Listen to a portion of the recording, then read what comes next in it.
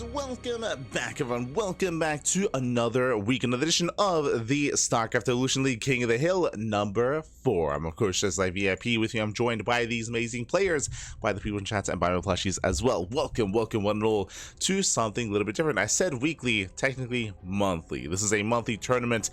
This is a unique format as well. Welcome to King of the Hill. King of the Hill is a new or is a different format where the winner stays on and the loser is eliminated. We have 10 best of ones, 10 players stepping into the ring here, facing off in a King of the Hill style format tournament.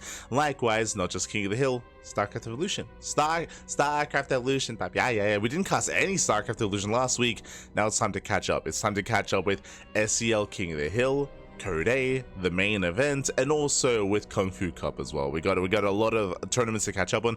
Again, last week we were very busy with the Rex April Madness, alongside that with HSL and with the Brazilian StarCraft 2 circuit as well. So there's just been a lot of StarCraft going on over the past month essentially, and we're here to catch up on some of those matches that we missed out on. As you can see, when it comes to the title, replay cast. This is going to be a replay cast. It is going to be replay coverage. So we're going to be catching up here on some of these matches that we otherwise missed out on.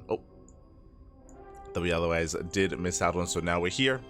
Now we're back. Let's go, papi. Let's go. Live game, exactly. Oh, it's the Avex. Coming in, since I believe Uwu Thermal was the reigning King of the Hill, so we do have a fresh set of players here. We have ByuN, we have Rebellion. Also, as a heads up, this event, of course, took place a couple of weeks ago, so because of that, the latest patch that we went over during the podcast, the latest StarCraft Evolution patch, is not applicable to this set of matches. So just as a heads up, regardless, we're going to jump in. We're going to jump into here to our TVP. Let's go. Let's go. As we're jumping into ByuN versus Rebellion, game 1 on Return of the King. Not again, Bappy, not again.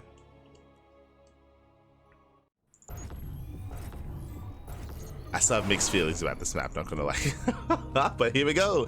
As spawning in the right hand corner of Return of the King, we have our South Korean Terran player, the Brood War Terran, for representing Shopify Rebellion. It is ByuN. And spawning in the bottom right hand corner, where the teal Protoss player, the SC2 Protoss, representing among SC2 people, it is Rebellion. Here we go.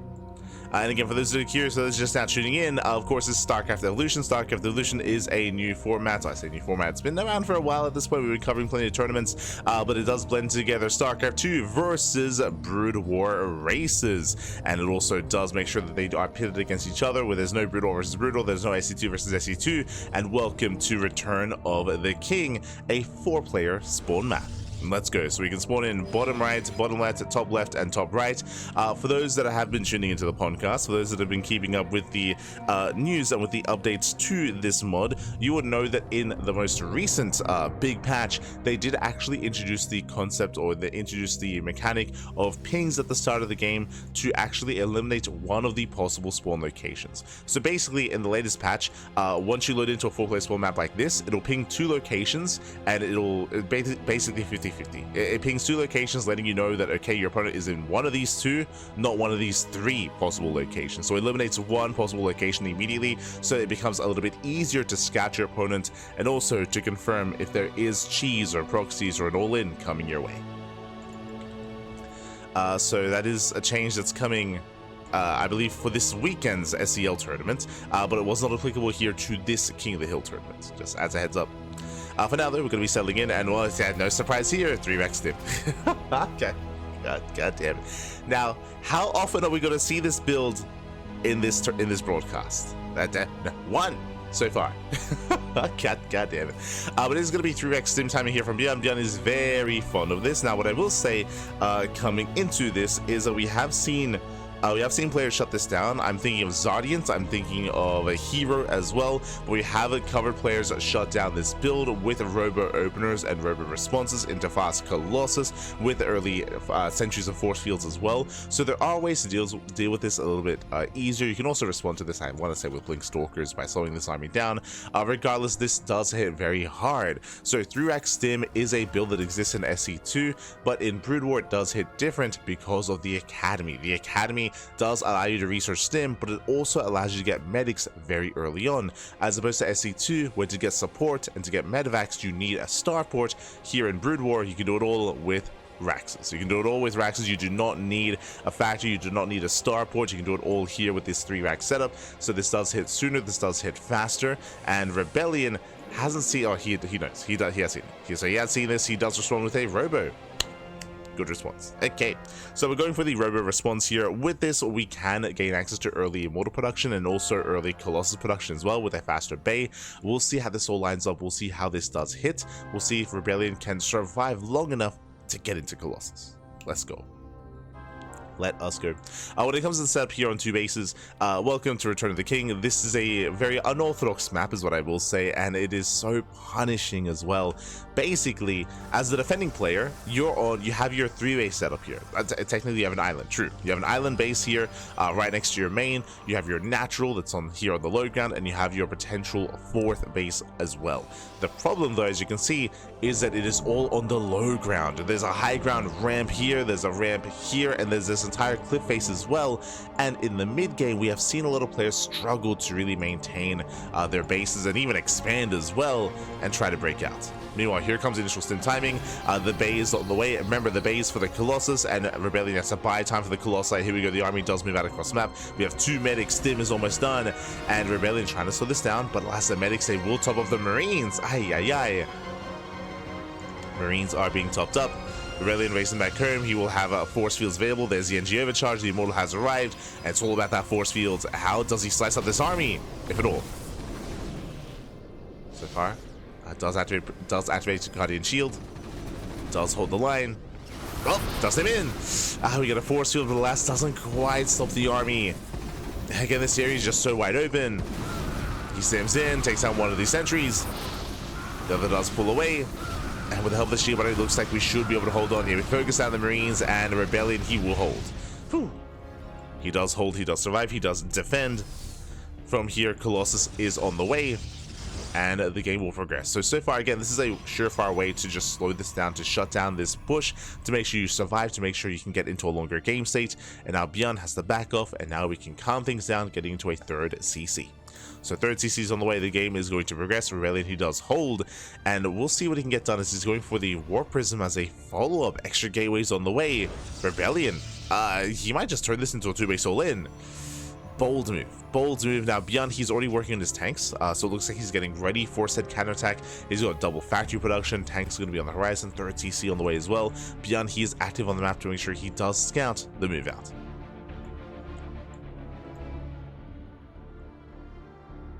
He does deviate towards the left-hand side, does scan, sees the army is missing. He wants that natural. He does skirt around the edge of the map. Uh-oh.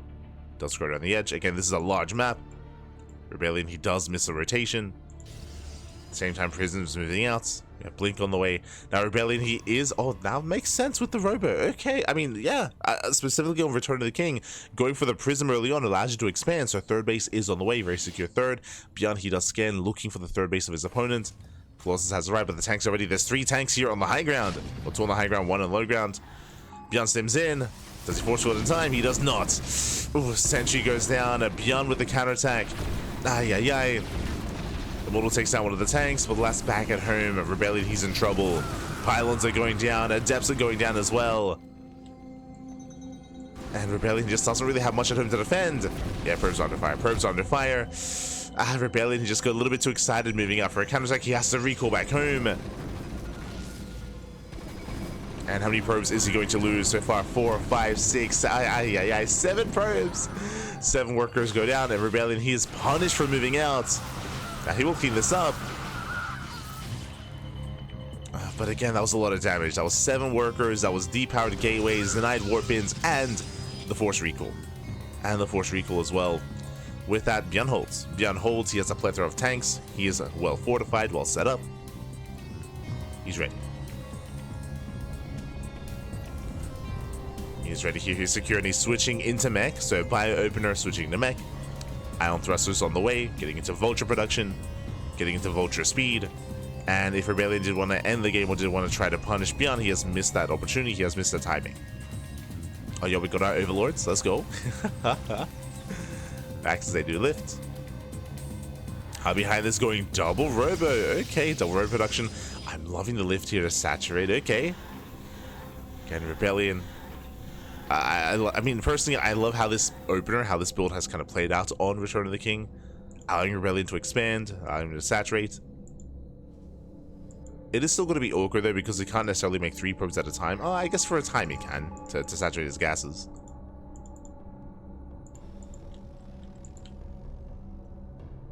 As Rebellion does move out, he gets spotted by the vultures. He is spotted.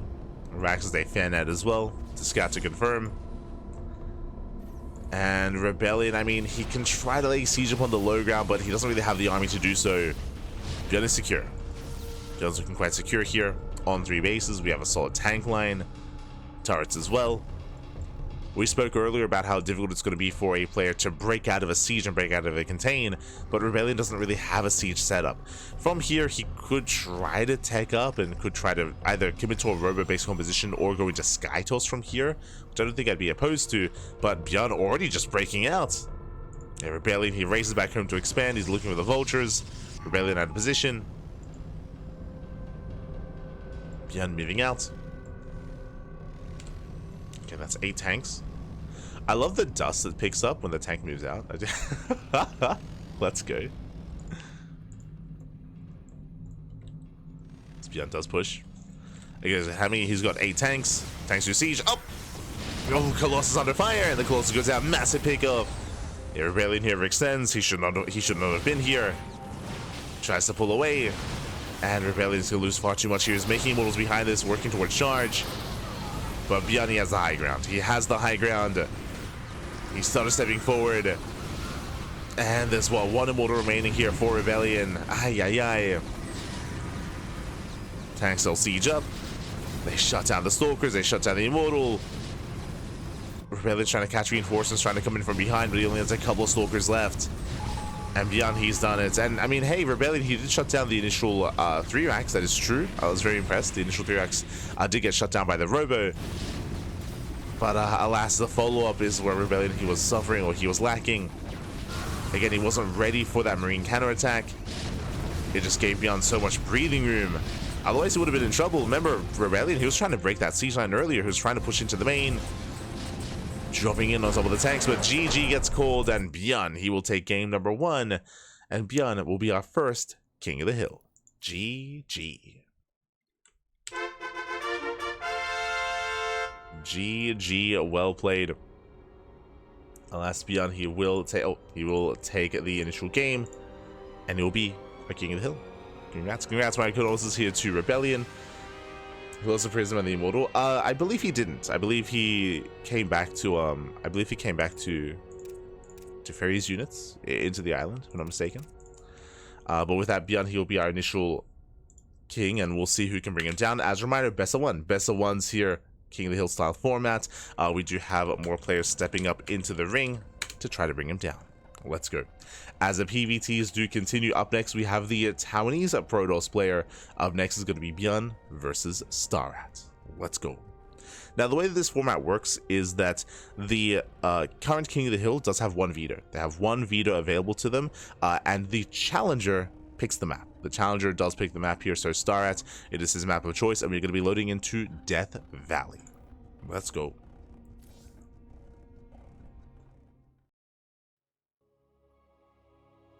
Go. Death Valley, of course, being a new modern Brood War map. It is in the most recent season of ASL, of the Africa StarCraft League. So this map was actually made this year, or at least featured this year. And here we go, and spawning in the top left-hand corner of Death Valley, we have the current challenger. The current challenger, the would-be usurper. We have the Brood War Protoss player, the Blue Protoss himself from Taiwan. It is StarAtt. And spawning in the bottom right-hand corner, we have his opponent. We have the SE2 Terran player, the Red Terran, representing Shopify Rebellion, the current King of the Hill. It is ByuN. Let's go. We have our King of the Hill, and welcome one and all to Death Valley. Now, this map is a newer map to the rotation of map pool rotation in tournaments.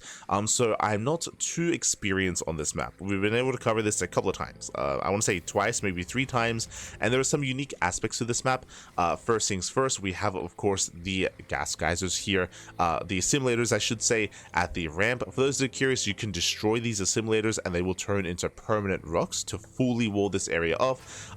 Also a very narrow choke point, very narrow ramp. This does lead into your natural base towards the top side. I mean, we have multiple locations here to expand to, either the top base or the southern base, so you do have options. This southern base is walled off by minerals, so you have to mine through these minerals first to expand. And again, this northern base is a little bit more secure here because of that ramp as well. Coming into a subside, it is really unique when it comes to terrain. I mean, we have like this cliff face here for siege lines and for tank lines and for tank positions as well, to be a little bit more aggressive.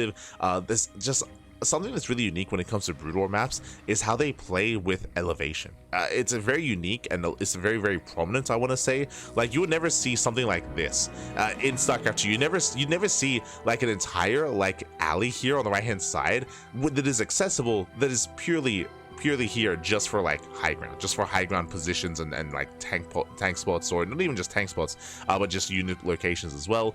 We do have a northern base here towards the top right with a high yield gas geyser. Here, if you do expand on the right hand side, it does lead directly to your opponent's base, so you can just go from base to base here. There is Xel'Naga in the center. I believe this is new to this version of the map. In Brood War, Xel'Naga towers don't exist, not quite the same way, so this is a new addition, as Reaper does head into the main. Behind this, it is going to be a Robo-based opener from StarAtt. This is going to be Dragoon into Robo into most likely Reaver drop. It is a very common opener here in Terran vs Protoss in StarCraft Evolution. Meanwhile, ByuN does open up with his initial opener here. It does open up with the CC on low ground. It looks like double gas. Okay, double gas into a delayed CC on the low ground. First Zealot has arrived to delay the expansion. ByuN does scout. He does confirm the location of StarAtt's base. They had to expand towards each other. Expand towards each other. StarAtt moving out.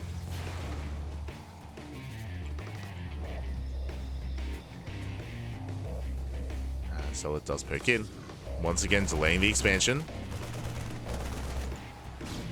as we will be able to delay. I don't really see a world where StarAtt can actually break this ramp and break the main, but he can at least make it difficult for ByuN to expand. A big delay. Meanwhile, at the same time, Reaper does get across the map. We'll be dying mining time in the natural. Ooh, brutal lock on. Yeah, Dragoon has to get the hell out of here. Oh no! Dragoon is going to be shut down. A brutal pickoff. And that Reaper gets 3 probes across the map. StarAtt, he fails to be aggressive and struggling to defend as well. Dragoon falls 3 probe kills as well. ByuN is racing back. Sorry, StarAtt races back. He does take down the Reaper. Cyclone on the chase. And we spoke about the Reaver drop opener. There it is. Again, Robo openers here in this matchup, or when it comes to Brutal Protosses, they do typically lead into Reaver drops. So we have the shuttle on the way, we have shuttle speed on the way, and the initial Reaver as well. So Reaver drops are coming. As the dust settles, on the one hand, yes, ByuN, his CC was delayed, that is true. On the other hand, though, again, he got 3 probe kills across the map. He caught a Dragoon as well. Like, ByuN, he was able to make it worth his while. He's setting up his tanks, securing himself here on 2 bases. Behind this, going for his own 1-1-1 follow-up into BioTank. So very early tank production. Cyclone gets across the map. Does get does get shut down. Gets a lock on the shuttle. Cyclone falls, but at least ByuN now knows. He was able to scout. He was able to confirm the Reaver drop. He knows.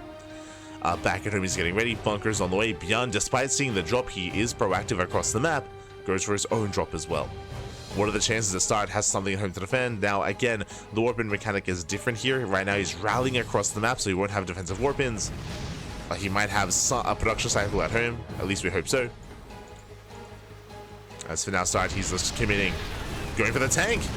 Here, Reaver drops in. A shot goes off, takes down a tank. We'll lose a Dragoon in the process. Reaver shot going off here on the bio.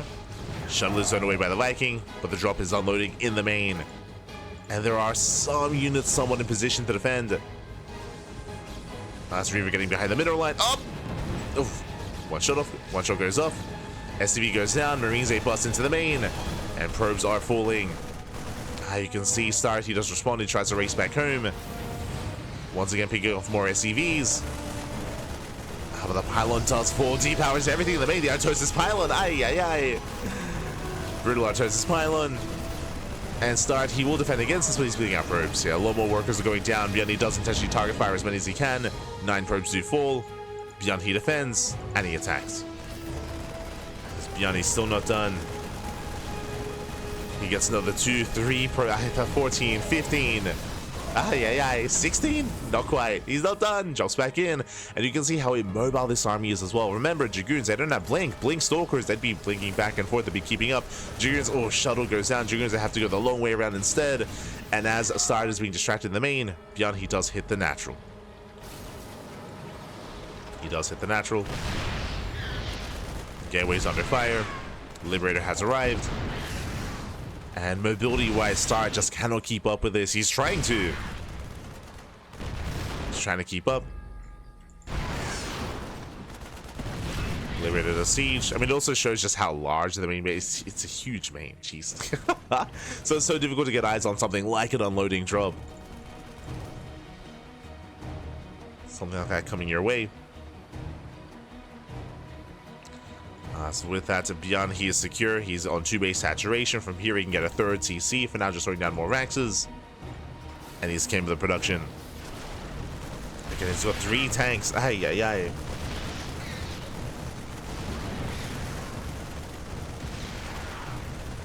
are building up. They're at least attempting to.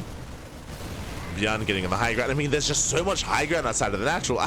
This is brutal here. You can actually get within range of the mineral line. Oh, no. Yeah, probe's going to be going down. This is brutal. This specifically this position, I want to say. I feel like this high ground right outside the natural is okay, just because it's only threatening the production and only some gateways here. But this one on the high ground is insane. You can just hit the natural. You thought Abyssal Reef was bad. Abyssal Reef, you can cover 1 mineral patch. Here you can cover what, 2, 3? Jesus, that's disgusting. As that, he will break out at a cost. Shuttle goes down to the Viking. He will break out of this. The tank will fall.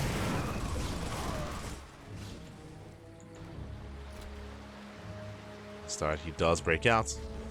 Again, I can see this being used somewhat defensively here, but the fact that this is within range of, I'm pretty sure, at least these 2 patches, of course, potentially the 3rd patch as well. That's crazy. StarAtt, he does move out.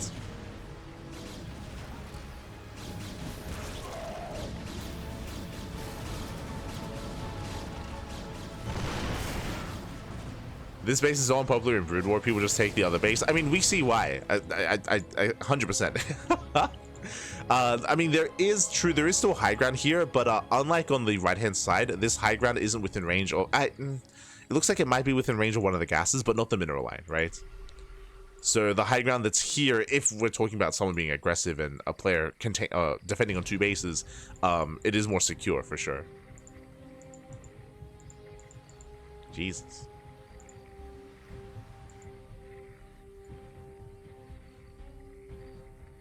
But yeah, taking these, I mean, you know, also it's a learning experience as well, as Liberator does get 8 probe kills, 8 more probes go down. Likewise, Reaver dropping to the main, not bad, getting 5 SCVs.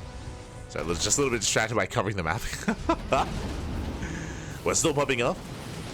Oh, I say that, but Shuttle's gonna be shut down. Do jump on top. Shuttle does get away. Oh no, does better get away. Nicely done. 12 SCVs in total. Okay, another 6, 7 probes going down. Damage is being done, but StarAtt, he's still falling behind. StarAtt, he still needs to recover economically. Still only on 32 workers. That was good damage, but not enough. As ByuN breaks out, he stims on in. Shuts down the Dragoons. Again, there's only 1 Reaver. And the Reaver needs time to set up. Oh! Nice connection. Shot goes off. Reaver shot does connect. StarAtt racing back. Oh no, the Reaver goes down. The Reaver does finally fall, and with that, StarAtt, what does he have left to defend? He has nothing. He has Dragoons. The Reaver is halfway done. It's not ready for this. And once again, ByuN can siege up here on the high ground. Yo, we got double shuttle coming in. On top of the tank. First tank gets... Oh god, he gets a tank, but because of everything else. As he's buying time for his Reaver. Once again, tanks are within range. Yep, they are within range of that third god damn it. Of that mineral patch. Oh no. And GG gets called. ByuN, he will take down StarAtt and he will maintain his crown, maintain his throne as the king of the hill. GG. GG. Oh. GG, well played. As ByuN, he will claim the win. Oh. And we'll see who will rise up to challenge him. Again, shout out to StarAtt. I do appreciate that we got to feature this map once again. Again, we're slowly learning more about it as we're getting more games on it. We've yet to really experience much mid-game on Death Valley. But yeah, at least when it comes to the early game aggression, you know, we are slowly learning together which bases to take and where to head. Brutal Terran is just hard to beat this map. It's awful for Brutal Terran. Yeah, I would imagine that. I mean, for brutal races against each other, it's a very different dynamic. I'm sure. Very different. But we have our next matchup here. We have our next contender. It's going to be, no surprise, another TVP, another Terran versus Protoss. I'm hoping that we do get someone like Rumieth or Threepoint at some point in this King of the Hill. But we'll see if any of the other Zerg players will be available at some point. For now, we will continue with our turns and Protosses, and here we go. We have Nihed stepping in, jumping into Blue Storm. I have so much nostalgia for this map. I love it. Let's go. Let's go. Loading in. How many rounds? 10. 10 rounds, 10 players. So for the OSC King of the Hill, it's 15. For SEL King of the Hill, it is 10. So we have at most, possibly, a 10-game win streak. But here we go, spawning in the bottom left-hand corner of Blue Storm, we have the Brood War Terran player. We have the Red Terran representing Shovelfire Rebellion. It is ByuN.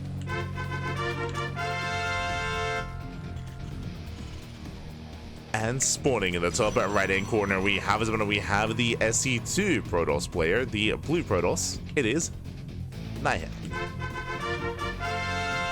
Nihed? We'll figure it out. And welcome one all to Blue Storm. Blue Storm, of course, is one of the ported over Brood War maps. We spoke about how Death Valley is a modern map, and Death Valley is in the most recent season of ASL. But for Blue Storm, I do remember this map from being in the first season of the SSL Challenger. This was what, back in 2016, 2017, when Brood War Remastered first came out. It may have been in the tournament map pool before that, to be fair, but at least in my recollection, that's when I saw it in rotation. Been quite some time. One of the big features, of course, is a very narrow choke point coming into the natural. So with this, the natural base is a little bit more defendable. It is very difficult to be aggressive and to push into the natural, at least from this location. And we do expand towards the left-hand side instead. We have a Xel'Naga to cover this place. But as you can see, the third is somewhat more exposed. I say somewhat. The Xel'Naga does help you when it comes to scouting army movement, moving out across the map. But if you fail to see the army, if you fail to maintain this high ground position, then bam, you thought high ground was brutal in the previous map. We have plenty of high ground here laying siege upon said third base. Now again, you have the Xel'Naga to spot this at a time. You do have another area here, another point of elevation to maintain and to control as the defending player, but things can very quickly snowball out of control. If you lose control of this area, you will most likely lose the base as well. There are other features, of course. We do have this alley towards the left-hand side to try to come in with vulture harass or just run-bys in general to try to get behind the bases. Likewise, we do have another expansion here towards the right-hand side as well. More of a almost pocket base. It's a little bit more isolated, a little bit more difficult to take, but it is viable here as ByuN is going for the bunker rush. Never mind. I'm out here talking about third bases and fourth bases. It's going to be the initial bunker rush, and we're going 3 racks into stim. So same build that we saw in game 1, 3x sim timing out of ByuN. Bunker is complete. Unfortunately, Nihed, he wasn't quite able to see the bunker building ahead of time. We have backup shield battery on the way, Stalkers in production. And ByuN, I mean, the rush distance by ground is quite short. He's just rallying across the map. Doesn't even need to proxy. He does just rally. Getting into the bunker. Academy's on the way. Again, the Academy is going to be for Stim. So really early Stim timing here from ByuN. And Nihed, he is under fire. The base is getting low. Thankfully, he has a shield battery. He should be able to shut this down. He's going for the SCEvo. Oh. SCEvo takes one hit. Oh, the juggling. SCEvo just takes one hit so far. Nice juggling here, jumping into the bunker, avoiding those shots. Oh, does take one. Takes one more shot, so 2 shots here on the SCEvo. Can he get another? Oh, gets one more. One more shot left. Ora mas, papi, ora mas. There's the NG overcharge. Oh, does get it. Yeah, barely does get it. With that, the bunker will fall. But remember, this isn't about the bunker. I mean, first things first, what was the purpose of this bunker? No mining. 0 mining here at the natural mineral line because that bunker would focus on any probe that got close. So with that, Nihed, he was stuck on a 1-base economy. Behind this, going into Glaive Depths. Interesting. Was that a mistake? Cancels Glaives going into Blink because that Blink is going to be late here for our Protoss player. So it is going to be a later upgrade. That is a concern because ByuN, I mean, he scans first. He does see Blink, and ByuN, he's already ready. Like, Stim is done. Stim is done in 8 seconds. He's pushing out across the map. We're going to have Blinkless Stalkers to defend. Now, there are 2 shield batteries. We can still make a stand here at the ramp, but Nihed, he rotates around. He misses the army. Oh. Does miss the army. Oh, comes in from behind. Make use of the high ground. Alas, ByuN stims in, chases out the Stalkers. He gets 1, he gets 2. Remember, there's no Blink. There's no Blink. 2 Stalkers and the Adept, and that might just be it. That might just be too much here. We'll see how impactful these shield batteries are going to be. As ByuN stims in once again. The shield batteries, they do nothing. Yeah, shield batteries, they do nothing. There's just too much DPS, too much firepower. 3 Stalkers go down. GG gets called, and ByuN will overwhelm and take down Nihed. GG. Whew. GG, well played. A shaky start there, unfortunately, for our Protoss player. Again, we did have delayed Blink, and unfortunately, as ByuN was committing with his own build, and bearing in mind there was no probe scout, so Nihed didn't really know what was happening. It's ByuN, so he could have assumed that it was going to be 3-rack Stim, just because that's almost all that ByuN does whenever he plays Brutal Terran. But unfortunately, Nihed, he was caught out on the map. He lost 2 Stalkers ahead of time, an Adept ahead of time, losing half his army, if not most of his army, already before the fight really begins. That was brutal. Was brutal. GG, well played. With that, ByuN, he will claim the game, and now we are getting ready for our next matchup. Once again, it's going to be another Terran versus Protoss. Once again, ByuN is going to be playing Brutal Terran. And we have our next opponent. Let's go. Up next is going to be some Canadian representation, some NA representation instead. It is going to be Greenert. Greenert stepping into the ring. I know he is typically a Terran player, but he does switch it up and play Protoss every now and then to be a little bit cheeky.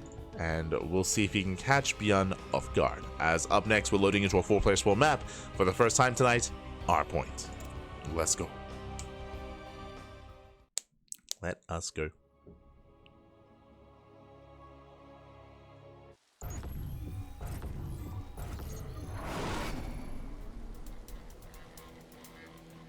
As spawning in the top left-hand corner of our point, we have the Teal Protoss player. The Teal Protoss, a Canadian Protoss representing Born Gosu. It is Greenert. And spawning in the bottom left-hand corner, we have his opponents. We have the red Terran player, the Brood War Terran, representing StarCraft Rebellion. It is ByuN. Here we go. Now, what are the chances that ByuN goes 3-rack Stim once again? Quite high. Now, what I will say is that ByuN, he does have other builds up his sleeve. Specifically, he does have a double factory mass vulture build where he rushes into mines and ion thrusters as well. So I'm sure we'll see that at some point here in this broadcast. For now, though, we'll keep an eye on ByuN as he does open up CC first.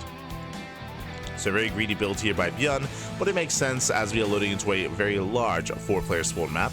Greenert, he does go for the scouts, going for the vertical scout initially, and he will find ByuN instantly, even confirming the greedy build and the greedy opener. So the RNG is in Greener's favor.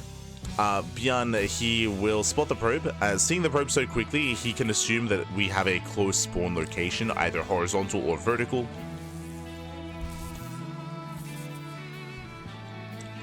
As we can compare scout timings.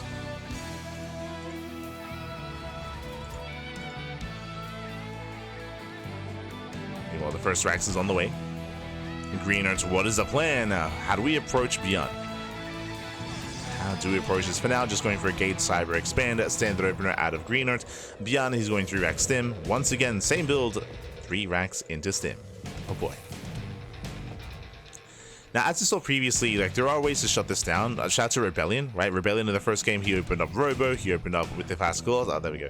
Opened up Fast Colossus as well, and he was able to shut down the initial push. If you recall, it was in the aftermath where Rebellion was caught with his pants down, where he was out in the open, and he lost his mineral line, right? He lost half his mineral line, he got caught out of position, everything just snowballed out of control from there. Oh, this is risky. Stargate opener? Okay. Okay. So, a couple of things here.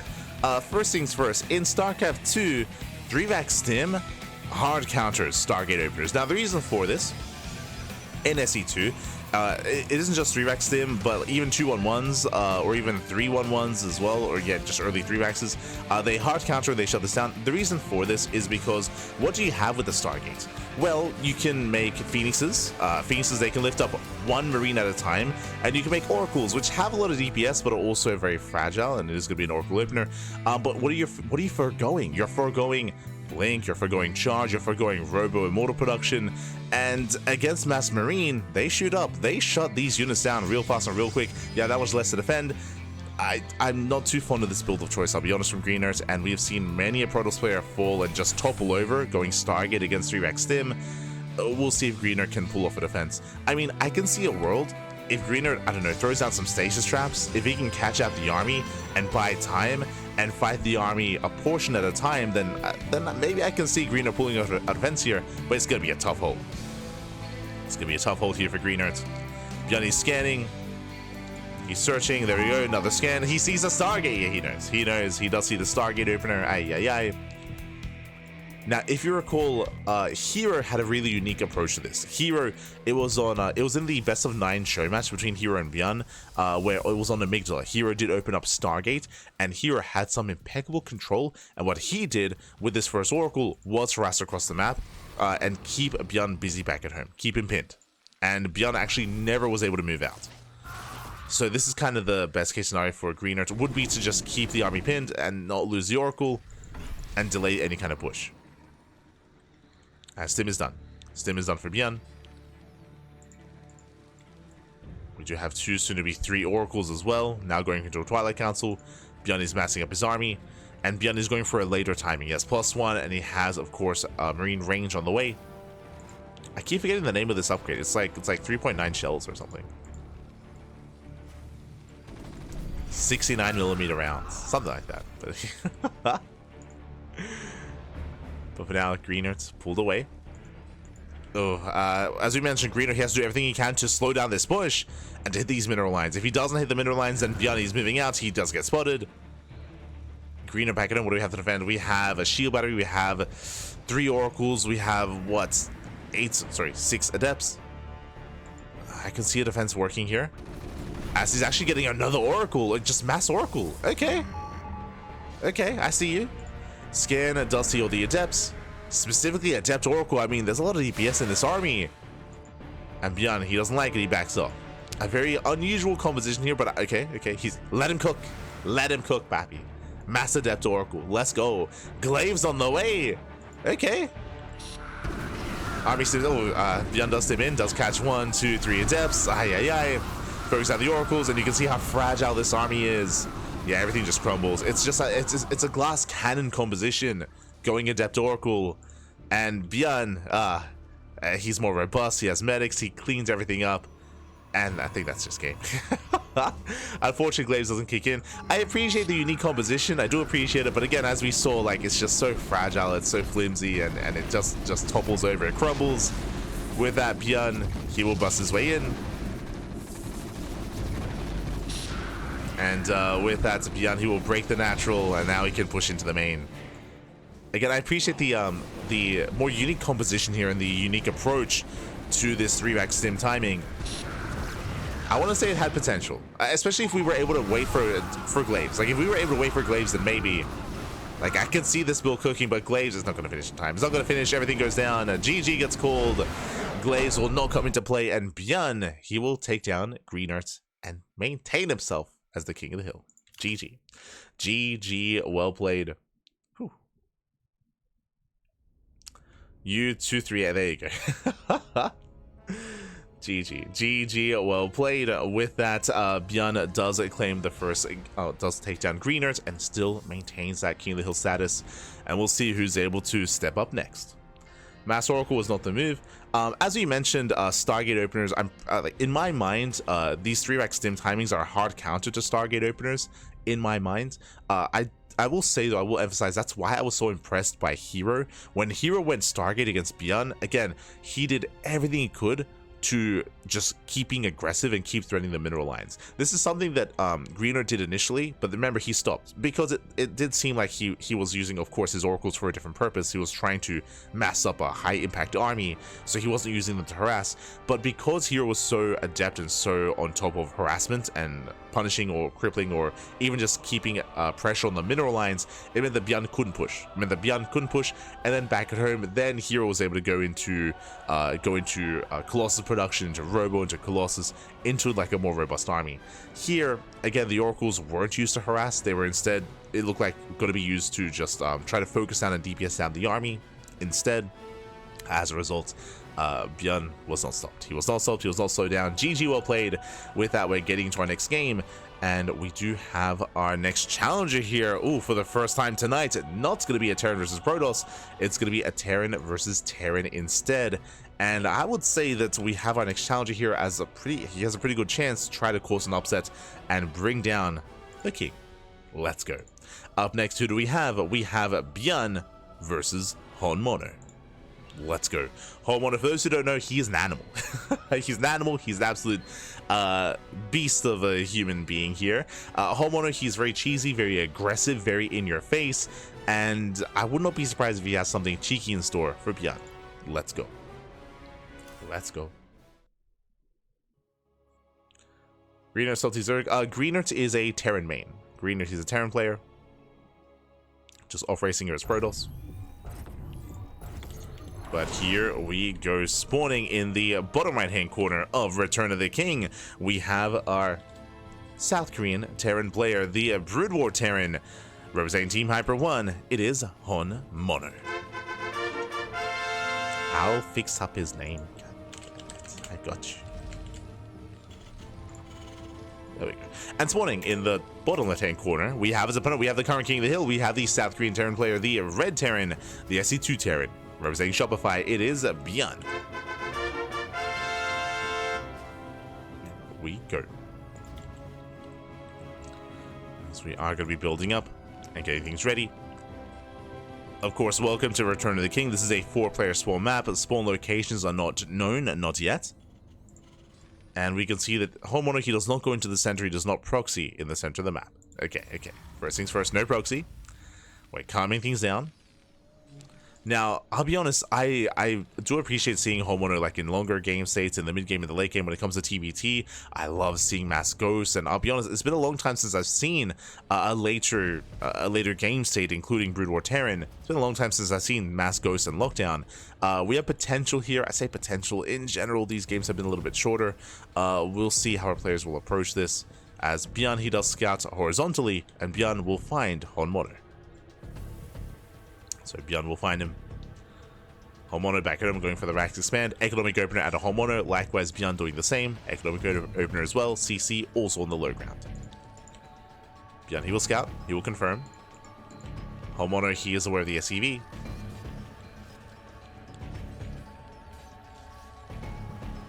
And we'll see if HonMonO does go for an early bio timing if he goes into mech. Goes into additional factories. The jinx.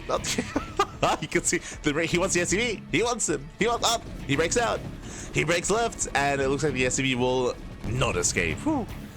Does not escape. I love the little micro battle. It's like, I got you. ByuN saying TT. Smoge, papi, smoge. TT, papi. So with that, the SCEvo does not escape. Nice little win here for HonMonO. You know, Reaper dips into the main. I will scout the additional factory here, but no major scout yet. He is denied entry into the mineral line. Likewise, going for the SCEvo. The SCEvo is low from earlier, and does he get into the bunker? He barely does. Whew. Oh my god, 1 HP. 1 HP SCEvo. He lives, Pappy, he lives. Barely held together by duct tape. We got it. Okay, clutch moves out of HonMonO, saving the SCEvo. Reaper going back into the main, and Marines are in position. And ByuN is forced back. Yeah, he is going to be forced back. Behind this, Vulture production has begun. Second factory, so we have confirmation. Mech. So Mech is on the way here for HonMonO. Getting into multiple factories and multiple Vultures. Meanwhile, ByuN back at home, getting to his own 1-1-1 setup into drop play. Likewise, Tech Lab is on the factory. I was curious if we're going for an early Cyclone or early Tank. We're going for the add-on swap instead. With this, we can open up Raven or even open up Cloak Banshee, which is not uncommon in TBT, bearing in mind that scans are a little bit more of a scarce resource when it comes to Brood War Terran. As the eBay is done, we have safety turrets on the way. And are we going for the Banshee or are we going for the Raven? What's it going to be? Cloak Banshee. Again, Cloak Banshee openers are very... would I say very meta. They're relatively common amongst the Korean Terrans in the Korean SE2 TBT. Meanwhile, again, I'm already concerned here. I don't see a comsat station. Now, before I get it, of course, turrets, right? I'm thinking of scans for detection, but we have turrets. So safety turrets, we're good. It's gonna be okay. The early blind eBay does work out well here. So HonMonO, he should be fine against the Banshees. The Banshees can still dip in between the bases and catch transferring workers and maybe pick off some key units, but for the most part, the mineral line should be safe. I say for the most part, the positioning of these turrets are not designed to defend against Banshees, they're designed to defend against drops. Like, that's why this turret is close to the edge of the main and the edge of the mineral line, not in the center. So because of that, technically the Banshee can come in from behind and still threaten these workers. Similarly here with the turrets in the main base as well. So there's still potential for ByuN. As ByuN is moving out. There we go, comsat stations on the way. As ByuN, he does spot the turrets. He will rotate. At the same time, Vultures, they poke in. Of course, now HonMonO knows where ByuN has been. HonMonO did scout top right. Is aware. Oh! Gets caught out. Vulture falls. Banshee slips in, and the Banshee will delay the production. It does 3 shots. Takes down SCEvs again. The turret is too far back. As we mentioned, the turret is protecting against drop play, not against Banshees. And this is getting out of hand. Yeah, getting 3 SCEvs already. 3 SCEv kills. Anti-air is limited. The Marines go down. No more anti-air. And yeah, this one Banshee just popping off. 3 Marine kills, 4 SCEvs. There's not a scan. Marines. Oh no! Is this game? This might just be too much. 6 SCEvs, 5 Marines. Geez, yeah, HonMonO. No, not like this. Again, turrets are not protecting the mineral lines. And likewise, we're going into mech and nothing here to shoot up. I mean, we have a Wraith on the way. And these Cloak Banshees, they may have just won the game here for ByuN. As that is 18 SCEvs, that is the entire mineral line going down. And again, remember, this turret is not in position, so more SCEv kills, more damage. I see Hyper One. Smoge, Pappy, Smoge. It happens, it happens. It wasn't even about the detection, it was about the anti-air. Wraith comes in, we have Goliath production underway. Bearing in mind you need the armory to make Goliaths. There is a prerequisite even. So it's not like you could easily, reactively get into the Goliath production. As they're now popping out, and the Banshees are finally cleaned up, but that's going to be 29 SCEvs. The invisible flying machine is pretty good. It's pretty good. No. Meanwhile, ByuN is just chilling. ByuN is just chilling, he's just saturating, getting a 3rd base. HonMonO, he's smoging. He's like, T-Imba. And ByuN's like, yes. T-Imba. Aye. This is also partially on HonMonO. He never scouted, right? He never scouted, he never got into the main. Never saw what was going on. He had no idea what was happening. Just blindly setting up. And with that, ByuN is moving in.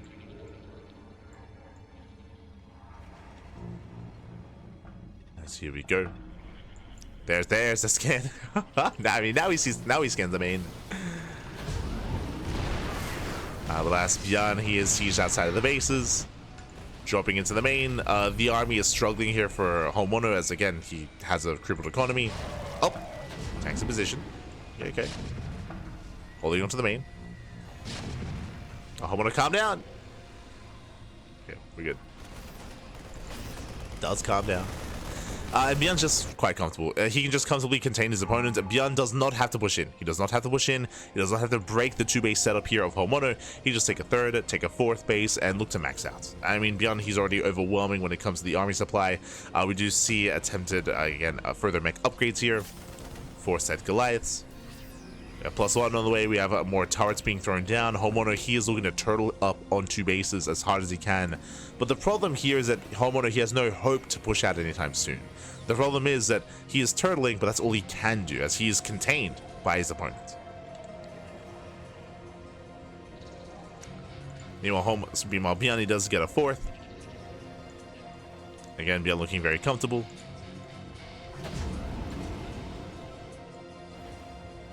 The brutal scan sound.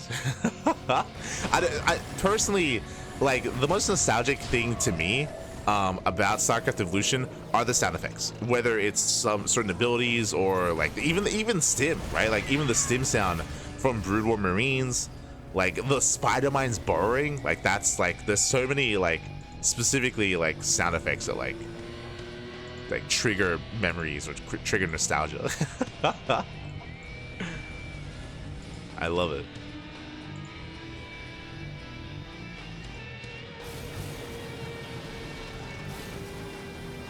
Like the burrowing spider mines for me, 100%.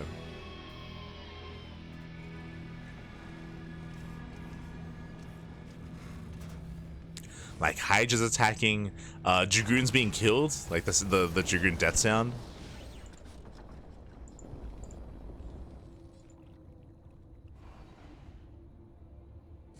Great. For now, though, we just see ByuN is going into what looks to be mass BC. Actually, both players are.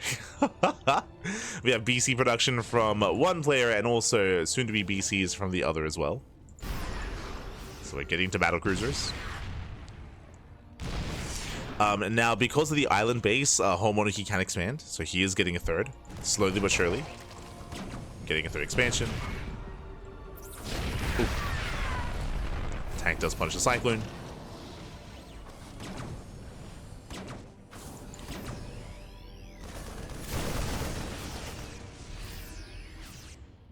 Spider-Man's good. Correct. Yes, yes.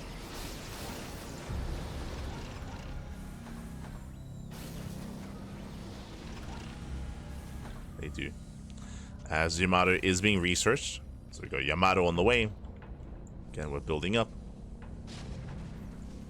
We do see HonMonO, he does break out with a couple of vultures. Oh, he does get spotted there. He's gonna be spotted. ByuN is aware. Pulls back with some of his fire. He scans. He does spot the would-be 3rd base. He sees the BCs.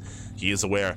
Now, we saw the fusion core from ByuN. I assumed he was going into BC himself, but he's actually going to Liberators, so more of a traditional form of Sky Terran support.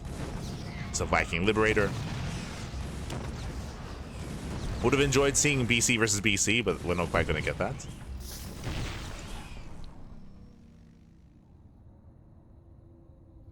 Not quite. Oh, also, before I forget, thank you so much to Shesha Basha in the chat. Gab, thank you so much for the Twitch Prime. It did happen earlier in the game. I was just a little bit engrossed, but thank you so much. Thank you. Do appreciate the support. Do appreciate it. Is it a best of 9? It is not a best of 9. These are best of 1s. The 4-0 lead for ByuN is just an indicator of his win streak. So ByuN, he has taken down 4 players so far. Taken down 4 players, 4 different Protosses. So he's on a 4-game win streak. Depending on how many games he wins, he does earn more money, is how the tournament format works. So best of 1, best of 1.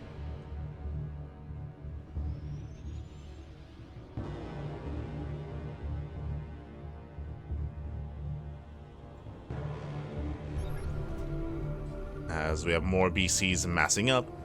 ByuN, meanwhile, he's maxed. He's maxed out 200 supply. This is where I would say that ByuN, he needs to start trading. It's not going to be pretty, but moving in and trying to pick up like tanks here and there, keeping the supply low for his opponent would be ideal. Likewise, it also allows ByuN to trade out some of his bio to replace it with... never mind. I was gonna say he needs to like trade so he can trade out his bio and replace it with some more Vikings and some BCs and more Liberators. He just kills them himself. I mean, that's another way to do it. True, I guess. It would be nice to just, you know, get a little bit more value out of them, but sure, just kill him. I mean, but here we go.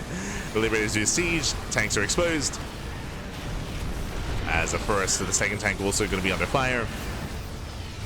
How many Vikings do we have? Going to be 14 Vikings. Yeah, Vikings, they broke up. They're going for the BCs. Yamato going up. Oh, gets a couple of Yamatos. But the first BC goes down. He gets one. He's going to get two. We see ByuN gaining ground.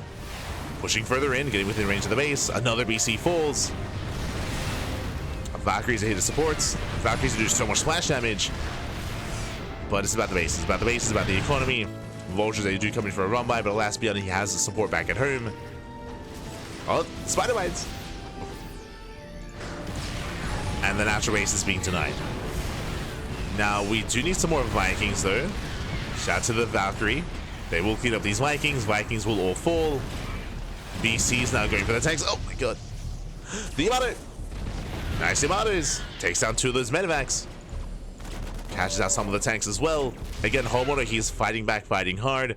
But again, it still comes down to the economy. It still comes down to the fact that HonMonO, he cannot maintain these trades and these losses. HonMonO, how many BCs did he lose? He lost 3. He lost 3 battle cruisers. He's down to 3. And ByuN is freely remaxing, making 10 Vikings at a time. So it was an impressive fight out of HonMonO. If only he had another base, if only he had another expansion, if only he had a bank to work with. As here come the reinforcements here from ByuN. Does rally across the map. Now, if ByuN stacks his Vikings, even with the remax, a couple of volleys from these Valkyries will completely shut the Vikings down. How many Valkyries do we have? 5. 5. I feel like 5 is a good count to stop at. So 5 Valkyries. Again, we're hoping that ByuN does stack. Valkyries moving in. ByuN splits. Here comes the first volleys. We get the disables here on the Valkyries. Some of the Vikings do fall. Getting 5 Vikings so far, but it's just too much. There's too many Vikings. Anti-armor missile here on the BCs. He gets 1, he gets 2, he's going to get 3. Going to get every BC here. Oof. He can put another towards the end. Expensive losses for HonMonO. And HonMonO just maintaining himself here on 3 bases, still trying to turtle up, trying to survive, trying to live. And again, just because the anti-air units are prone to stacking for ByuN, like he can take a fight. Like HonMonO, he can definitely take a fight here. God, look at the rally. Jesus, there's just red everywhere. Interesting that ByuN is going back into Bio. He's going into Marine Marauder. Interesting. Instead of Liberators. I'm moving in. It's not going to be pretty, but he can try to break the siege line. He does have disable. True, he can just disable the tanks. He can disable the tanks, then stim in. Meanwhile, more Valkyries are amassing. 6 getting up to 9 Valkyries. That's a little bit excessive. I would say that more BC support would be ideal, but sure. Here come the disables. And Valkyries, they break out, but the Marine Army just stims in. He just stims in, he takes down all the tanks, and there's nothing left. There's only 2 BCs. Remember, Valkyries, they don't shoot down. The Battle of the Sky does not matter, not anymore. I mean, the Vikings, they still come out on top. And with that, HonMonO, he hasn't been broken, as he's down to 1 battle cruiser. And there it is, Teisagi. Oh no, is he gonna float? Is he gonna float? No shot, no shot. Not like this. As ByuN stims in, GG gets called, there we go. And ByuN, he will take down HonMonO And he is halfway through the tournament, claiming 5 wins in a row. GG.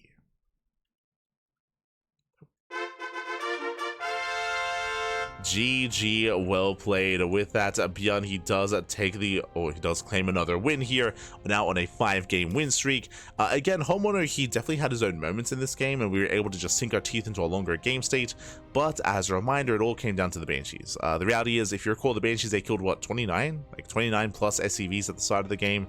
That was game-ending damage. HonMonO, he hung in there, but really he was just treading water. The entire time he was just treading water. He never had any presence on the map. He never had any pushing power. He was just stuck on 3 bases for, what, 10 minutes. And eventually he was broken, doing what he could to recover. And there's definitely a chance if ByuN had overextended, then maybe HonMonO could try to take a greater fight and try to overcome. But regardless, GG. GG, well played. With that, ByuN will claim another win, and now we are getting ready for our next matchup. For the first time tonight, we are going to be featuring a Zerg player. Let's go. It's going to be a ZVT between ByuN and threepoint. Fabulous, fabulous. Here we go. Brutal BC seems like they will get rolled by SU BCs. Thoughts light. Brutal BCs are stronger. From my understanding, they are tankier. They do more damage. The main difference between battle cruisers between Brutal and SE2 is that SE2 BCs are more mobile because of their tactical jump. So they are more mobile. They have more mobility in general when it comes to counterattacking, retreating as well. That is why the Brutal BC is, in a way, quote unquote, like superior, or it is meant to be like it is meant to be a sturdier unit, to compensate for their lack of mobility. That's usually that's kind of like the safe bets when it comes to comparing units. When you think of brutal units, they are typically like stronger, just because they're almost baseline. It's StarCraft 2 units that are just more mobile. When it comes like medevacs with boost, when it comes to warp prisms, warping mechanics, recalls, when it comes to like Nihed play, for example, like in general, like StarCraft 2 has mobility on their side, typically. It's catching up.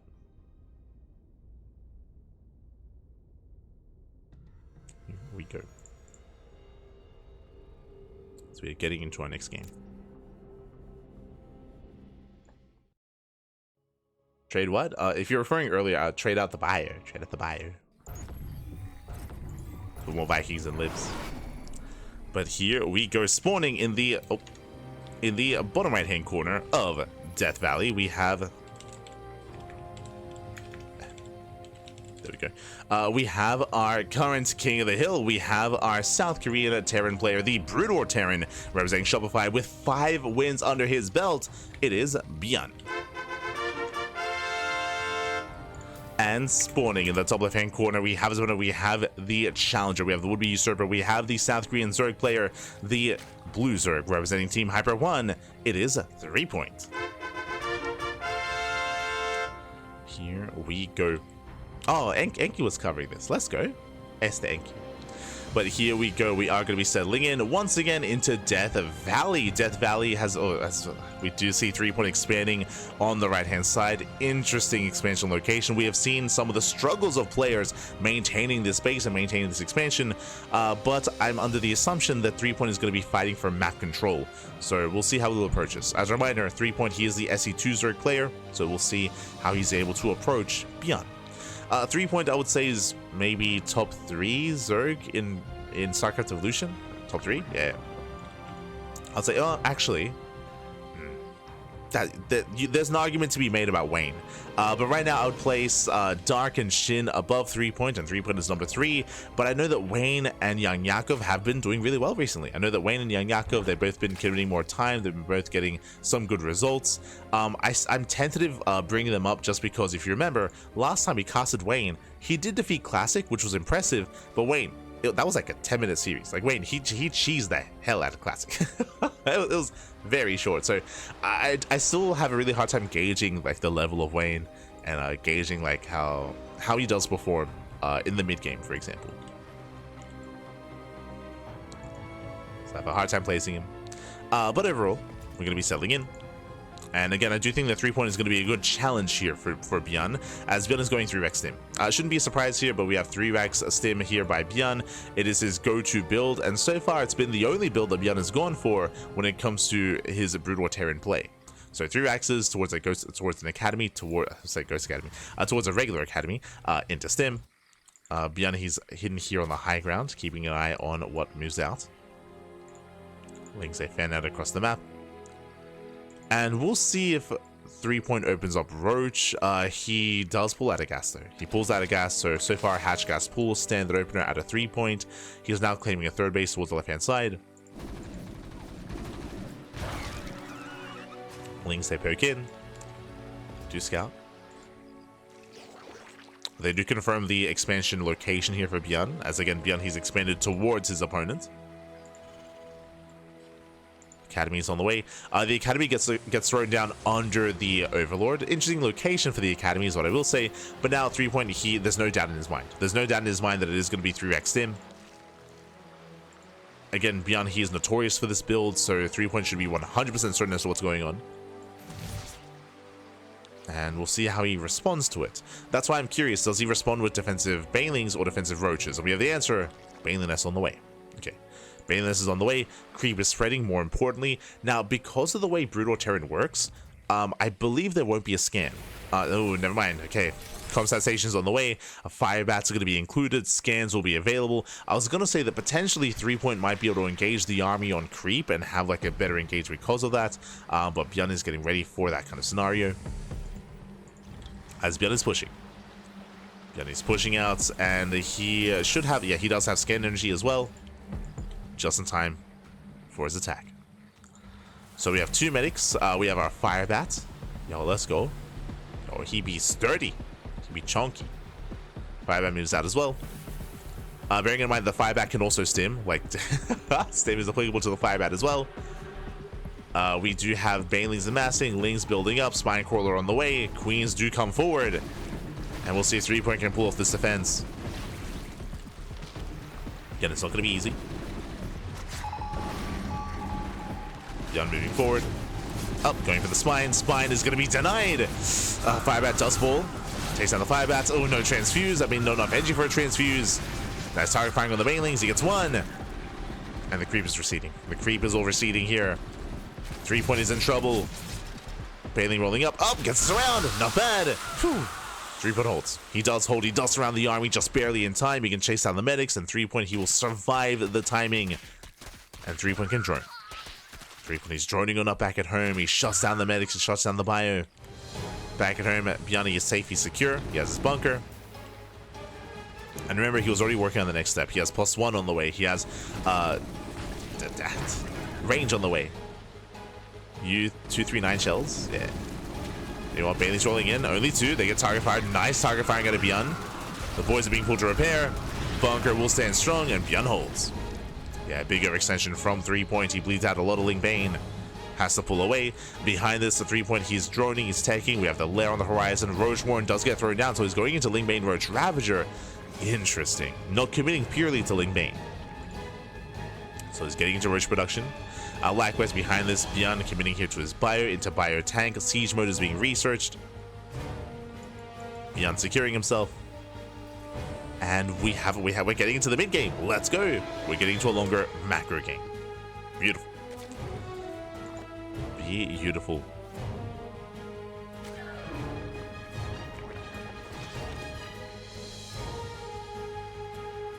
As we are amassing, we have, I almost said kindness plating. We have Carapace on the way. So 1-1 upgrades here, getting into his Roach Ravager, avoiding Baneling speed for the time being, getting into Roach speed. ByuN going for his 3rd CC. And I will say that on Death Valley, I've never casted the mid game here. We've never gotten up to 3 and 4 bases, but I'm hoping that this is the first. Hoping that we can get there. ByuN moving out with his drop. Going for his own science facility. So he's taking up. 3-point likewise. Attempts to get his 4th base, but it's going to be under fire. Does have some roaches in position. No roach speed though.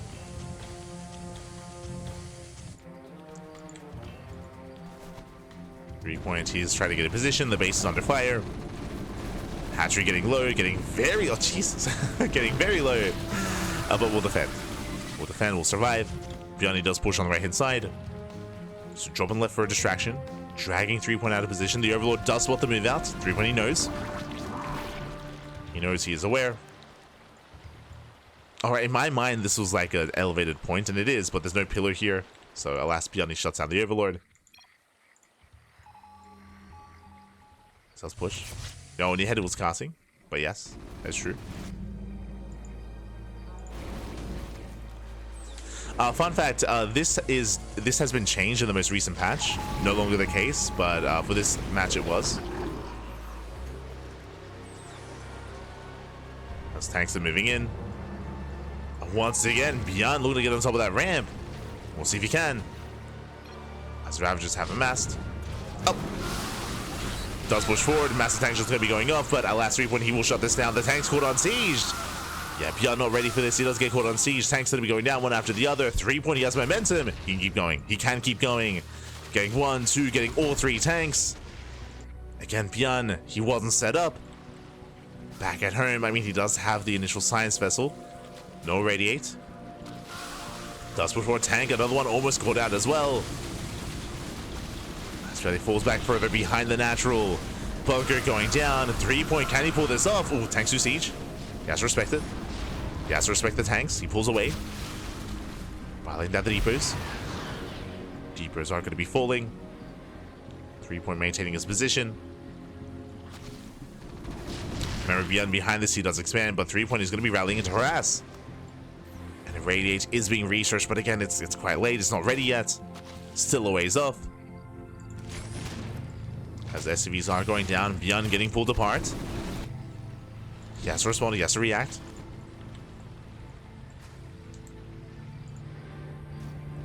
So he does pull away. 3-point, he's close to maxing out. Now, we spoke about this previously in the previous TVT, but because 3-point is close to maxing, he should be looking to trade with the army of ByuN. I'm referring to, like, even picking up and committing to killing all these depots, getting on top of the production as well. Yes, there are 2 tanks in position, but it would be worth breaking through that because he can afford to rebuild, to replace. Meanwhile, ByuN, he's slowly catching up in supply. And this is a really long rotate. Jesus. I mean, oh my god, I thought Amygdala was bad, but true, to rotate from the top side to the south side, you have to go all the way back home. Ay, ay, ay. Rotations, they take so long on this map. My god. I guess in a way similar to Monty Hall, where you have to rotate back home, but Monty Hall, it feels like Monty Hall is a smaller map, so it's a little bit easier to really pull that off. Likewise, Monty Hall will also have has 3 lanes, so it'll take shorter time to rotate between lanes as they get closer to each other. ByuN has the high ground, goes to the defensive matrix. Files it down on one of the tanks. Oof, yeah, files do connect. Connections, ByuN pushing in. 3-point in a bit of trouble here. Nice irradiates. 3-point, he pulls away. And splits off the Ravager. Again, ByuN fighting out of range of his tanks. The tanks are too far back. Big overextension. And 3-point, we can keep going. Not distracted by the drop. The last tanks, they are left unattended. They're going to be shut down. And 3-point from here, he can keep pushing towards the bases. And here, there's less SimCity, right? There's less SimCity here at the 3rd. Less defenses. 3-point, he can't commit that much harder. As he's getting ready for a run by towards the top side. 3-point delaying the CC. He will delay. I say delay, gonna force a cancel. And even more than that. Moving him forward. Once again, irradiate here on the Ravagers. Oh, 3-point, he does pull away. Does pull away. As lanes, they slip in, they take down the tanks, they bust into the mineral line. And ByuN just doesn't have the supply. He's struggling to defend, another tank goes down. ByuN pulling back to the ramp, pulling back to the choke point. Well, ByuN, he will make his stand. And threepoint is remaxing, this time with ultras. This entire time has been taking up, getting into 3-3 upgrades, Kai's plating. Ultras are on the way. Threepoint taking another base. He has map control. Meanwhile, the CC was denied. Yeah, it was cancelled. And he's coming back in for another cancel. Oh.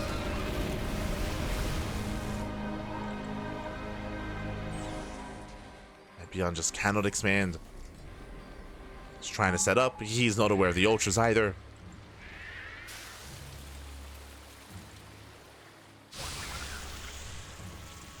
So do get off a couple of irradiates. I'm reminded of ByuN.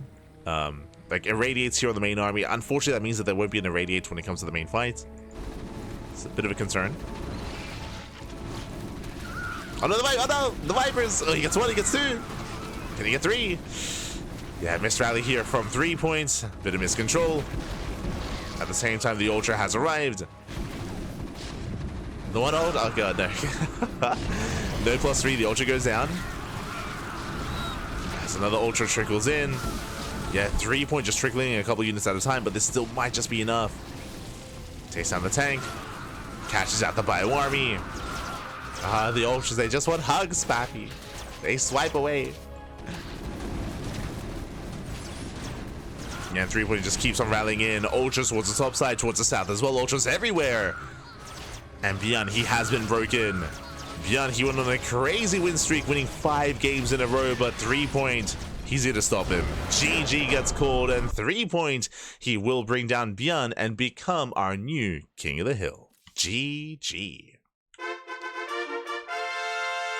Whew. GG, well played. 3 point, he does bring it back. Again, he was able to scout the initial opener, just winding it back a little bit. ByuN, he was quite committed to his stim timing. Remember, he went for his 3x stim, as he always does. 3 point did shut it down completely, getting a surround on the Marines, getting some bailing connections. From there, he was able to more freely gain map control, take his third base. ByuN had a harder time setting up, but it wasn't just the initial failed 3x stim, but if you remember, ByuN followed that up with a tank push. He moved out with 3 tanks, and he got caught on siege. He lost 3 tanks real fast and real quick, and once those tanks went down, he lost control of the map and he lost control of the game. GG. GG, well played. So some rough kind of pushes there from ByuN, both of them falling on their face. 3 point being prepared for them, being ready, did shut them down. GG. GG, well played. With that 3 point, he is going to be our new King of the Hill, and the question becomes, who's up next? Who is up next? As 3 point, he has claimed his first win.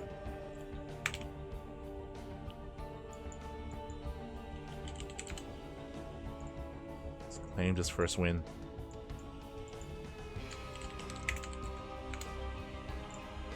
As we are setting up for our next game. Beautiful.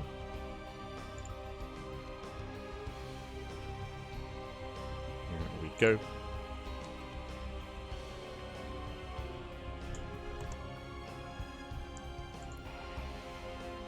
As up next is going to be the South Green Protoss player, is going to be Prome.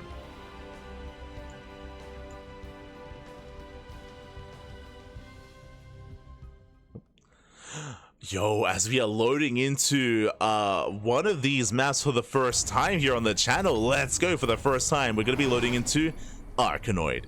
This is a map. Let's go. As spawning, that's right, I have to fix up the player names here. There we go. Bam. Spawning in the top left-hand corner of Arkanoid, we have the South Korean Protoss player, the pink Protoss, representing among SE2 people. We have our new challenger. It is a Prome. And spawning in the bottom left-hand corner, we have the new King of the Hill. Long may he reign, as he has 1 win under his belt. We'll see if he can extend that and even compare his reign to ByuN's. It is, for Hyper 1, 3 point. Here we go. As we are going to be stepping into the ring here, and welcome to a pseudo island map. Oh boy, I have never casted on Arkanoid before. We've casted on, of course, on, I said near space, near so frames.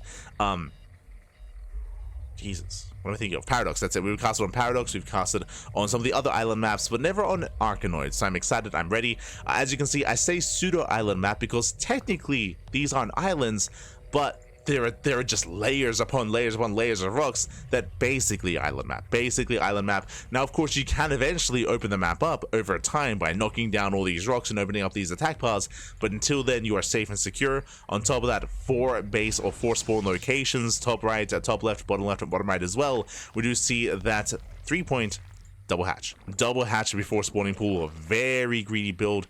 Now, talking about our quote-unquote islands here, we have 3 bases. We have 3 bases to each of our players here, so you can expand quite freely. Then you'd have to traverse to another corner of the map or take the center base, where we do have plenty of minerals and 4 gas geysers as well. So there's a center base, there's 3 bases yourself. I believe there are less bases than you would have on Paradox or on Neo Isles of Siren. That's what I was looking for, not Neo Still Frames. Neo Isles of Siren. As there are only 3 bases instead of 4. So that does incentivize expanding sooner than on some of these other island maps. Meanwhile, the Overlord does scout bottom right, Overlord scouts top left, and 3-point he will find Prome. Prome should be opening up Stargate, in my mind. It does open up with his Nexus. You have to throw down his tech of choice, but Stargate would make the most sense, or at least a Sentry Base opener to figure out what's going on. But he will find the Overlord, and the positioning, the pattern, the trajectory of the Overlord tells Prome where his opponent is. So Prome, he now knows that 3-point is bottom left. So he now knows the location of 3-point. 3-point throwing down 2 more macro hatcheries as well. So getting up to a 5 hatchery setup. Still completely gasless. Being so greedy here. And Prome, he's not going Stargate. He's opening up Twilight Council. Okay. Interesting. So Twilight Council opener out of Prome. I'm curious to see how this does play out. Very curious. Catching him with the chat. If I understood this correctly, this mod that takes StarCraft 1 factions and puts them into StarCraft 2 and make them fight against StarCraft 2 factions. Yes, so this is a mod that does bring in the Brood War races. So as you can see here, we have Brood War Zerg. And the way this mod works is that you never get Brood War versus Brood War, you never get SC2 versus SC2. In this tournament format, it's always Brood War versus StarCraft 2. It's always that kind of dynamic, as this mod is balanced specifically for these races to interact with each other. Probes come, yeah. I think he's referring to these rocks here. Yeah. These are full walls. These are full walls. Nihed's another caster, asking about that. Oh, these are not full HP. Oh, interesting. These are not full HP rocks. Okay. So the second layer of rocks are starting in at half health. Interesting. So you can already see Prome, he's knocking down those rocks. He's pushing towards his opponent. Likewise, going into a charge all in. I mean, true, like, this is something that you cannot really do on island maps, but again, this is a pseudo island map. So the rocks are being knocked down, the path is being opened up, and we're going for a massive 2-base charge all in. How many gates? 8 gates. 8 gateways here for Prome. I mean, he is warping in on the front lines, knocking down those rocks. 3-point, has he been too greedy? 3-point, what does he have to defend? He has purely Link. So pure Link to defend. No Hydras. Uh-oh. As we can see, Prome trying to work his way through, warping in some sentries for force fields, and just straight up 2-base all in. Straight up 2-base all in here from Prome. 8 gateways. Alas, he still has to work through those rocks. Spine crawlers on the way. I should say sunken colonies. So colonies are morphing in. 3-point is getting ready. He's getting ready for the defense. Technically, we could see Prome try to rotate, but it's going to take so long to break down these rocks and to rotate. And the sunken colonies, they're done. They're done in time. Links, they flood in. They get us around, they get 1, they get 2 zealots. 2 zealots already go down. Oh, sorry, they get picked up. Oh, no, 1 gets caught. 1 does get caught out. And Prome, he's transitioning. Gases are being taken, and Temple Archives on the way. Prome is switching up into Storm, into Archons. And this push has failed. This push has failed. Prome, he doesn't believe he can break this location. I don't believe he can break this location. And this is a rough position for Prome. Ay. Now going for the Forge, now going for the 3rd expansion. Again, late expansions, late tech, everything is late here for Prome. And the greed of 3-point, he's gone away with it. He's gone away with all these droning, with all these bases, with all the saturation. Now he's taking up into his own lair, into Hydratech. I say Hydras could go into Mutas, true. There's no Hydrogen, so it looks like Spire play out of 3-point. Just now taking his gases. Hallucination does confirm the timing of the lair, and does confirm the lack of Hydrogen. So seeing no Hydrogen screams Spire. So Prome should be somewhat aware. The problem here is that, again, he has no Blink Stalkers. He has pure charge slots.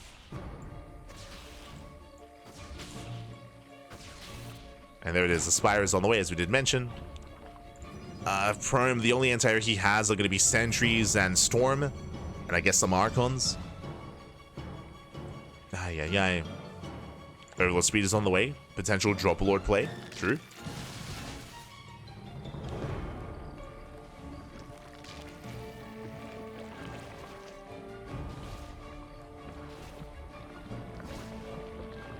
The Brood War versus Brood War matches are hype. They are hype. I will say that. It's not necessarily balanced for Brood War versus Brood War, but they are very exciting whenever they happen during Kung Fu Cups. I would agree.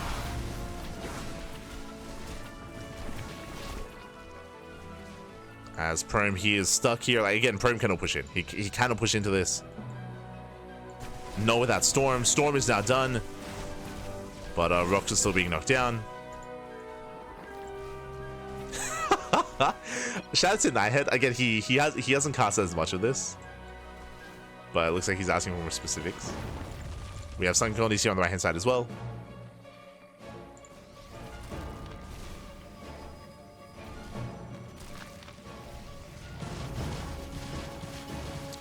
So are being knocked down. Storm coming in. We have 12 meters on the way. Ah, okay. So it's not additive, is what Hype 1 is explaining. Oh my god! Calm down. Calm down. Yeah, he's saying it's not additive. I think Nihed was asking because they do different damage to either shield-based units or armored-based units. Mutas are revealed. I mean, now Prome is at least aware. He's going for a Stargate, but again, he has such limited anti-air. Mutas, they can just go across the map. They can just wreak havoc, and they will. Here we go. Mutas, they move out. We have the Queen's Nest on the way. Mutas hit the mineral line. They can go for the High Templar as well. Oof. Forcing out the Archon. Prome, he's racing back home to defend. And 3-point, he still has potential here in the other mineral lines and the other bases. Does move out. Remember, there's no blink. There is no blink. We do have double Stargate, double Phoenix production on the way. Getting to Phoenixes. The main base is still exposed, by the way. Doesn't make his way into the main. But now massing up more Lings. I love the model of the Lings as well. Shout out to the Brood War model here. Now we cannot push through this straight. He cannot get into this. Calm down, Bobby. Calm down, 3-point. He can't fight in the open though. Yeah, gets us around, shuts down the Zealots. Oof. Storm does connect. Lings going for the High Templar. But again, this choke point is inaccessible. Alas, instead, Hive. Now with the Queen's Nest going into the Hive, with said Hive, we can gain access to the Defiler Nest, or sorry, the Defiler Mound. Getting into Defiler tech. With that, you can go for Dark Swarm, and you can try to Dark Swarm your way through this. Otherwise, we can go into Guardians. I mean, that would make the most sense. So Hive into Greater Spire into Guardian tech. As a reminder, for those who are unaware, Mutas, kind of like how Corruptors can morph into Broodlords, Mutas can morph into Guardians, which is the Broodlord equivalent in Brood War. There are Phoenixes, true. That is something to bear in mind. As Mutas have to respect the Phoenixes. Scourge coming in! Oh no! Scourge, they do come in. No connections. Quick reaction by Prome. He does avoid them. Whew. Again, they are Banelings of the sky. You have to be very careful. 3-point with the attempted bait. Calm down, Pappy. Calm down. That was terrifying. As 3-point he pulls away, going for not the Defiler Mounds, not for the Greater Spire, going into Ultras. Interesting. I mean, Ultras, I guess, are a way to brute force your way through this. Not going to be easy. As we do see 3-point opening up other attack paths. Scourge, more Scourge on the way. Oh. No, Prome! He doesn't see! He doesn't see! No, Prome! He doesn't have any vision. He has no spot of pylon. Oh no, he does not see this. Halassus is out of position. Lings, they flood into the main. No stack defense. The main base is under fire. And probes are going to be going down. Going for the forge even. So probes going to be falling. Going for the forge. Mutas, they will clean up. They will be cleaned up. But they've done their job. And we have 9 ultras on the way. Down goes the forge plus Freeze the Night. Down goes the Temple Archives. Denying any more High Templar.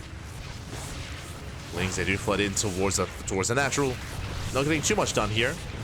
And again, Prime, he will defend, but he lost 20 probes. 20 workers went down, and we have more reinforcements on the way. We have more Lings, and we have 13 ultras. 13!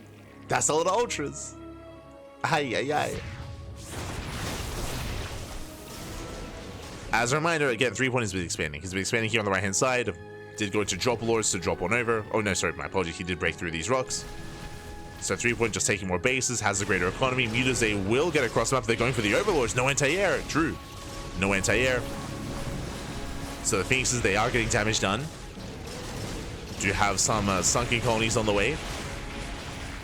Sunken colonies, they do finish. Meanwhile, the Ultras move out. 3-point is getting heavily supply blocked as every overlord is falling. But at this point, it may not matter. What is the answer to the Ultras? What do we have to defend? We have charge lots. We have charge lots and mainly charge lots. We have Storm. Storm's going to be tickling the Ultras. There's no Immortals. There's no Sky Toss. Lings, they flood in. They go for the natural. All the tech is just falling down. It's burning. It's crumbling. And alas, he has to respond here to the Ultras. Now, it's only one Ultra in the main. Fun fact, the other Ultras are still chilling. Like, they did not move out.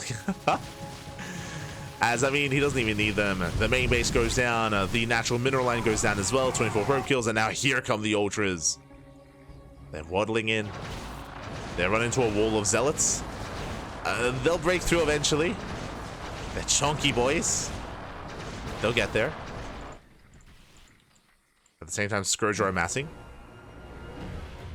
Yeah, they can just go the other way. Yeah, there we go. They'll just go the long way around. Scourge are building up. Ultras, they're so big. Massive. Jesus. And they will shut this down. They clean up all the charge lots.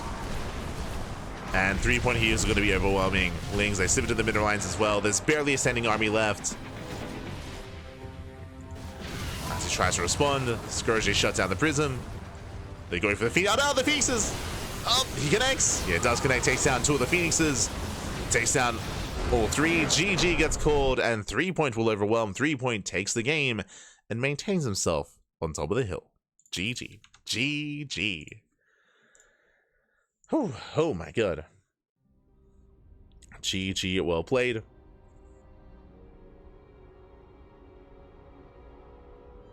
I can't believe I missed Light's first reaction to Arkanoid, mate. It was crazy. Ay, ay, ay. Was crazy. Just catching with that. GG, well played. In the end, 3-point, he will claim it. Again, a pseudo island map. Pseudo island. Surprised it didn't go Oracle. I mean, an Oracle or Stargate opener would make more sense on an island map. I do really love that Prome went for a 2-base all-in the way that he did, just because it's a very unique build that does work on a map like this, where it's not quite an island map because you can knock down those rocks and still pull that off. Unfortunately, it was scouted, right? Unfortunately, 3-point, he saw it ahead of time. He was able to set up a field of sunken colonies, and he just completely shut down any form of aggression. And Prome fell behind. Winding it back, just to reiterate, Prome, it was 2-base all-in, so because the 2-base all-in failed, he struggled and he was late to get a 3rd base, to tech up, to transition out of it. Prome was in a rough position after the failed push. Unfortunately, it was just a really rough position for him to be in. You could argue that maybe he could have tried to have broken down other rocks and gone the long way around. Because that takes so long, if 3-point notices, he can also set up more sunken colonies at the other bases, so it does seem quite difficult to pull off if it gets scattered. If it goes unscattered, then there's potential. I say unscattered because if you remember, there are rocks in between the bases, and we saw that successfully 3-point did actually sneak by. He was able to break down those rocks and sneak into the bases, so there are multiple angles of attack, there are multiple entrances, so you can maybe try to catch your opponent off guard by going for some of the other openings, or some of the other rocks, but regardless, GG. GG well played. 3-point, he does take it. And with that, we're getting ready for our next game. Whew, here we go. We need this map on the SE2 ladder.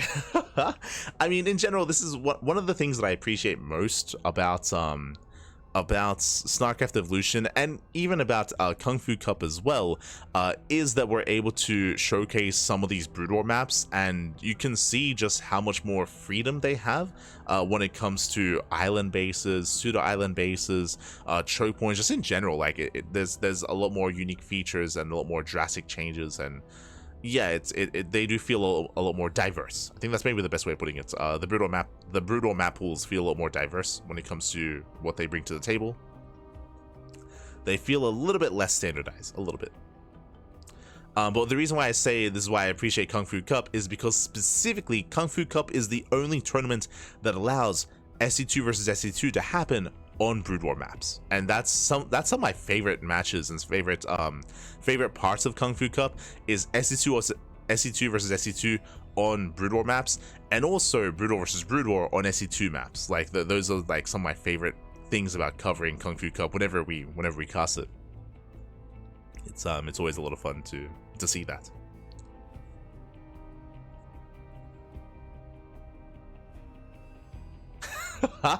The pants weren't down, they were in the washing machine. They're not even dry, papi. Ah, they're all wet. Oh no. Let's go.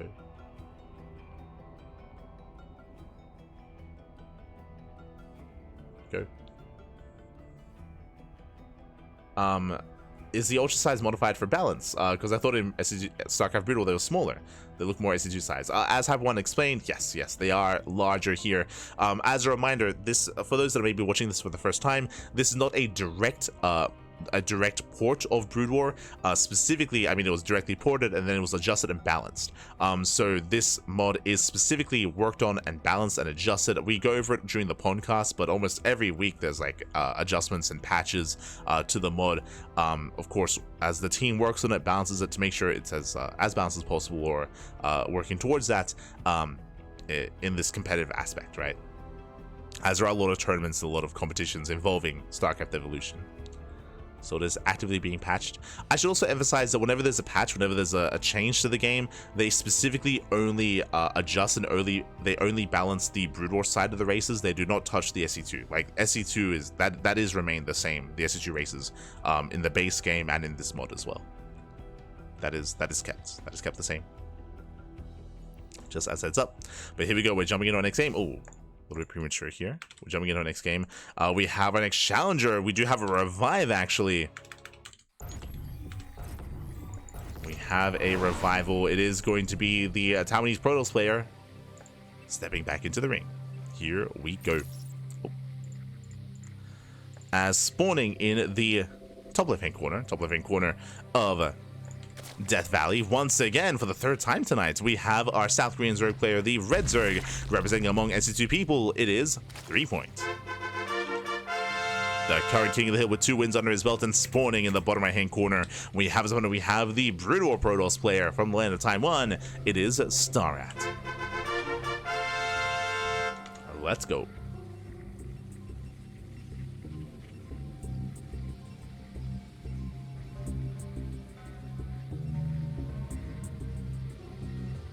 Fun base, not balance base. No, this is specifically adjusted for balance.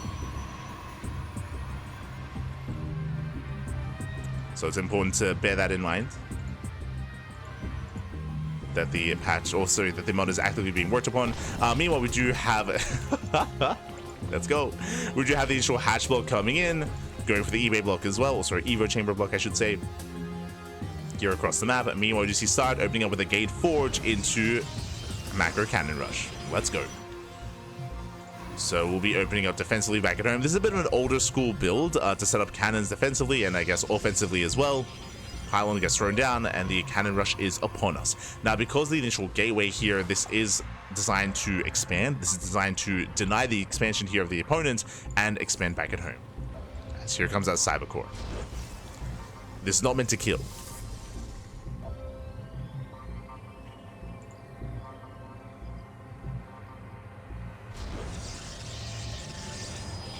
go.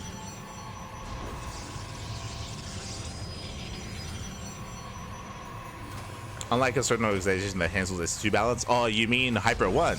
Yes, yes. I also blame Hyper 1 for maps like Maganatha as well. I agree, random in the chat. Aye, aye, aye. As the cannon rush is upon us. Setting up a zoning back, does force a cancel, not bad. So far, successful cannon rush. From here, we should cancel. We shouldn't invest too hard into these pylons and cannons, bearing in mind that StarAtt does intend to expand. And yeah, there it is. He does let the pylon finish. From here, 3-point, he can expand elsewhere. And the second cannon also completes. So this is a bit of a bigger investment here from StarAtt, letting these buildings finish. 3-point, he is forced to expand elsewhere. And StarAtt back at home does throw down the Robo. Robo before Nexus. Okay. And he's setting up for a second cannon rush. Now, the problem with this second cannon rush here is that by this point, the spawning pool is done. The spawning pool is complete, Lings are on the way. There's a lower chance that this second cannon rush finishes, which is why typically we would be going for a faster Nexus and a faster transition out of this. As the pylon will complete, Overlord is moving into scouts. Cannons on the way. And this I'm less fond of here for StarAtt.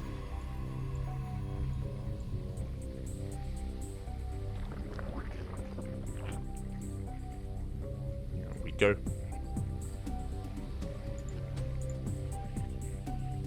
As it is moving in. Hey, Hype 1 in the chat. Be careful, bye. Be careful.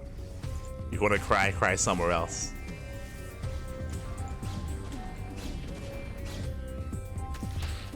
So far, the Zelda is going to be shut down.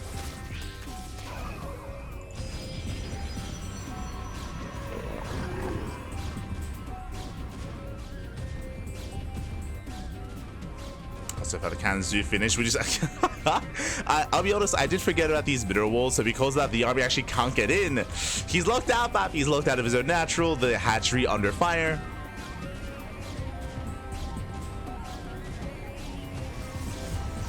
As he does collapse here on the army. Regardless of cannons, they should be focused down.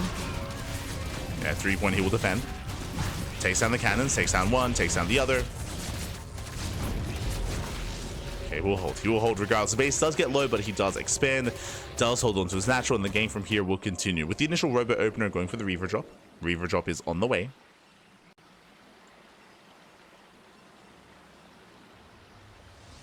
Reavers are coming in.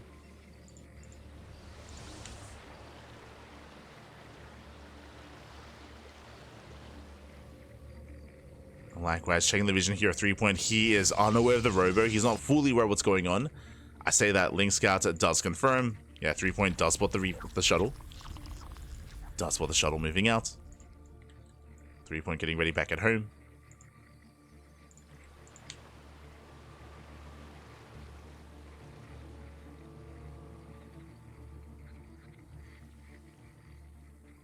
Setting up here into the main. Meanwhile, 2-base Lair, 2-base Muta at a 3-point. Let's go. Okay. Going to 2-base Muta. Shuttle drops in. Shot goes off. Oh no! No! He blocks himself off! No! The Dragoon! Oh, that was unfortunate. Ay, ay, ay. There was so much potential as well. As you saw there, the Scarab Shot is a physical, it has like physical properties to it. Was trying to get into the middle line, but it was blocked by the Dragoon. Not like this. Not like this. Feels Dragoon, man. Get out of the way. With that, so this Scarab Shot doesn't really get much damage. With that 3-point, he does defend, and he holds. He does hold on. The Dragoon is too thick, Bap. He's too thick. Nice shot on the Lings, but despite that, yeah, 3-point he will break out. We have more Zealots rallying across the map. They're power walking in.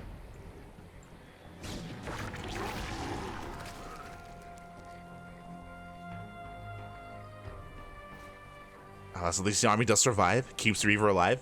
Behind this, of course, 3-point still droning, still saturating. Building up on 2 bases.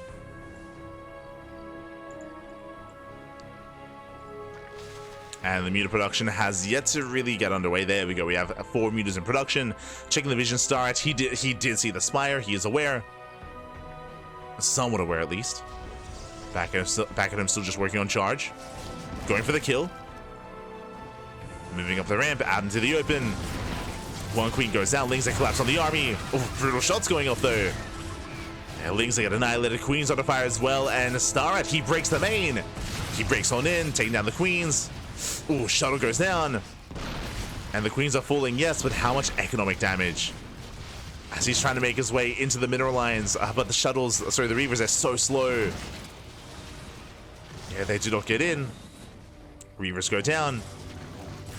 Zealots, they are wreaking havoc. They get 2 drone kills so far, but the mutants, they will clean everything up.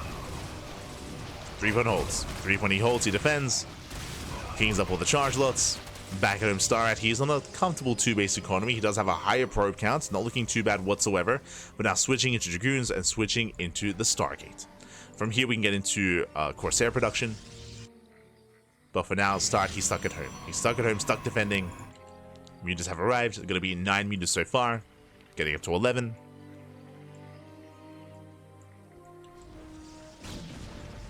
Getting up to 11 meters. Oh, getting into the mineral line.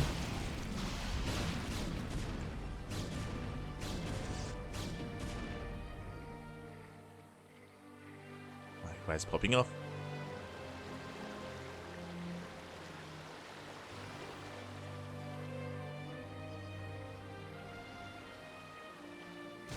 Last Dragoons, oh, out of position. Yeah, Dragoons out of position, mutants, they do get some more worker kills.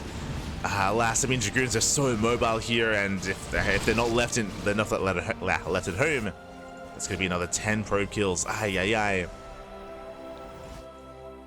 10 workers going down. Main base is more exposed. 3-point, despite having a bit of a rougher defense here, he's doing well for himself. He's doing well. Bouncing back. Massing out more mutants. Going for the going for the simulators. Calm down. And so far, StarAtt, he's holding. For the most part, he's preserving himself. I say that to his entire Dragoon army here in the main. The only cannons here at the natural. Once again, StarAtt out of position. Mutants, they don't go for the mineral line though. They go for the cannon. Cannon goes down. Behind this 3-point has been droning. He's been droning, saturating, claiming a 3rd base. Maintaining map control. StarAtt just now finishing up his own Dragoon range.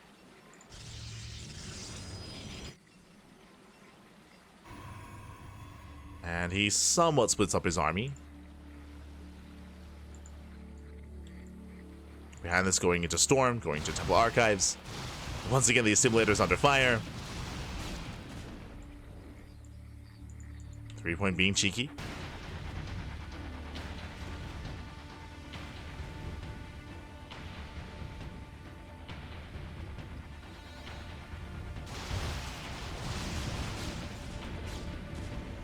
So far, StarAtt, he is contained for the time being, but once he gets a high enough Corsair account, he can try to commit.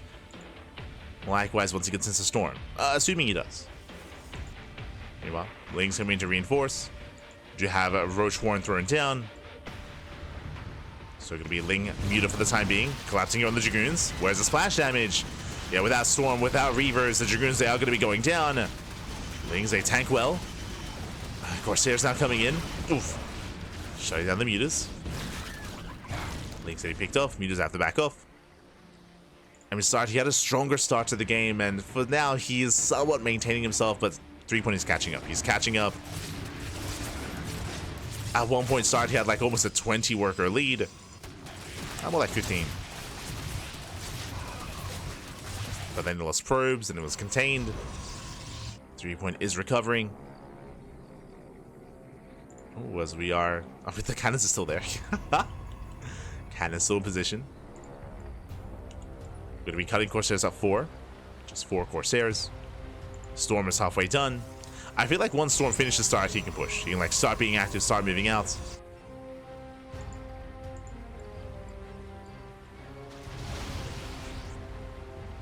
Now Corsairs, they do zone. We see 3-point is done with Mutas. He's switching out into Roach Hydra. Again, at this point, there's just so much anti-air.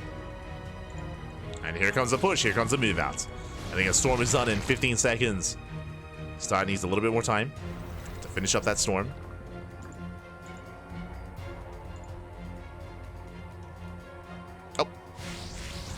Likewise, catches the Corsairs. Nice catch. Getting one. One Corsair goes down. Likewise, StarAtt moving in. Where are the Storms? Where are the High Templar, by the way? He does push forward, but again, fighting with only a portion of his army. Yeah, High Templar, they're actually back at home. They're lagging behind. Risky. Very risky fighting without his Storms. As he does clean out most of those Lings. Does kite back. He's kiting well. Here come the Storms. And nice Storms on the Roaches. As High Templar, they're trickling in. Yeah, StarAtt, he has momentum. He needs one more Storm. Oof. Yeah, his mutas are going to be cleaned up, and the Roaches, they cannot hold their own. Not against the Storm. Storm does that. Oh, good. Storm does break through. Bit of friendly fire. Another Storm on the Roaches.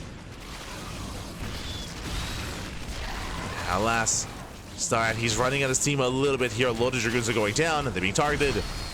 But he kites well. He kites well. Takes down the mineral line. Drones are falling. And we have another Storm. Oh, just barely. Oh, my God. Just barely one more Storm. And another comes in. Once again, Roaches, they wander into the Storm. Roaches, they just get shut down. These Storms, they hit different, Pappy. They hit different. These not SC2 Storms, and GG gets called. StarAtt, he comes out on top, takes down 3-point, and StarAtt, he will become our new King of the Hill. GG. Whew. GG, well played. Impressive play there by StarAtt. Again, StarAtt, he did have a lead. He was in a more comfortable position. He had more workers. He had a stronger 2-base economy setup. And then the mutas, right? Then the mutas, they hit the field. Unfortunately, StarAtt, he wasn't quite ready for them. And the mutas, they got, what, over 12 worker kills across the map. They did so much damage with that 3-point. He recovered. 3-point, he should have been down and out in that game, but the mutas allowed him to recover. Alas, despite that, we saw that it was not enough here to really stop StarAtt. StarAtt was still able to maintain a 3rd base. He got into Storm. It was a bit of a shaky assault, but StarAtt, he still maintained that lead from the early game and still snowballed out of control. GG. GG, well played. On top of that, it was also on 3-point. If you remember, 3-point, he was investing a lot of resources elsewhere. He was investing into a Hydra Den, into other upgrades, not necessarily focusing on his Roach Ravager. Didn't even have any Ravagers, just Roaches and Lings trickling in. So he was caught with his pants down. At 3-point, he was still taking and transitioning further on, and he wasn't quite ready for the push then and there. GG. GG, well played. With that, StarAtt, he does claim the win. And now we're getting ready for our next matchup. We're getting ready here for our next series. We have a new King of the Hill coming out of left field. StarAtt, he is our new king. And we'll see if he can maintain that crown here, as I believe we're going to be stepping into a PvP between StarAtt and someone who's been casting StarAtt versus Nihed. Let's go. Nihed? Let's go. The PvP is upon us. We have let's go. Once again, we're loading into Arkanoid. Oh boy. I'm ready. I'm ready, Pappy. I'm ready. Let's go.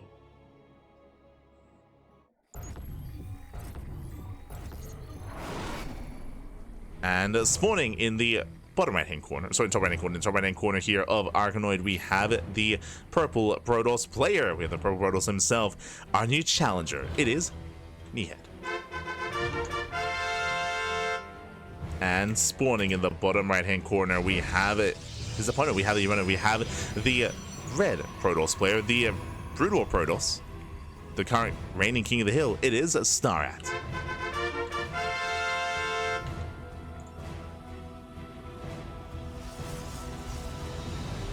Here we go. As we are going to be settling in once again into Arkanoid, a pseudo island map. What do we have here? We have 3 bases. We have 3 bases here for each of our players. We have a natural, we have a 3rd base as well in each corner of the map. It is a 4-player small map, and we are completely cut off with all these rocks. We have rocks everywhere, Pappy. Rocks all over the place. But I will say that things are going to be a little bit different this time, I feel. When it comes to Protoss here, especially SE2 Protoss, I feel like there are options, right? There are options to be aggressive, options to be active, not just with Stargate openers, but with Robo openers as well, with Warp Prisms, with Drop Play. There are ways, I feel, for the SE2 Protoss to be more active and more assertive and more aggressive. The Brutal Protoss, less so. The Brutal Protoss has less mobility, and it's going to be a little bit more one note, unless they also go into Skytoss. True, they can attempt to. We'll see. We shall see. Cyber cores are on the way. We have Nexus first out of our purple Protoss, rushing into the faster base. Oh, right, sorry, so did StarAtt. Fast Nexus here from our red Protoss player, getting into our 2-base setups. And we'll see if this does lead into Skytoss, if it leads into something different. Again, I was pleasantly surprised to see last time a charge all-in on Arkanoid. Do we see that again? Do we see something different? Let's go.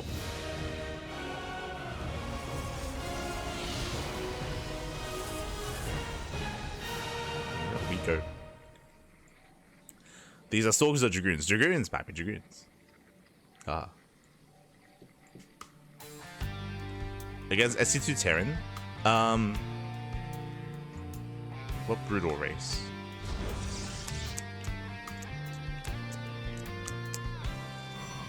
Probably Terran, I think. I think I've seen TBT, I think, be most competitive from the Brood War side. More so than Brutal Protoss and more so than Brood War Zerg. I think I would say TBT. I might be maybe giving too much credence to, because we do cast a lot of, like, I don't know, it's like ByuN, Spirit, Brathok, for example, HonMonO, Quanta. We have experienced a lot of TBTs, and I feel like SC2 Terran versus Brutal Terran looks the most competitive to me, at least. At least, you know, we haven't seen the latest patch come into play yet, and how things have changed and adjusted. For those that are curious, we did have a patch, I want to say last week, which did buff Brutal Zerg. Brutal Zerg in general, the base units, the Lings and the Hydras were improved and were buffed, just because, again, the developers or the people working behind the scenes did notice that Brutal Zerg was a lot weaker. So there was a significant buff to it, but that is not applicable to this tournament, not to this one. And I haven't really seen it come into play yet. Like, I haven't seen the most recent StarCraft Evolution matches. We will do so this weekend. This weekend is going to be SEL.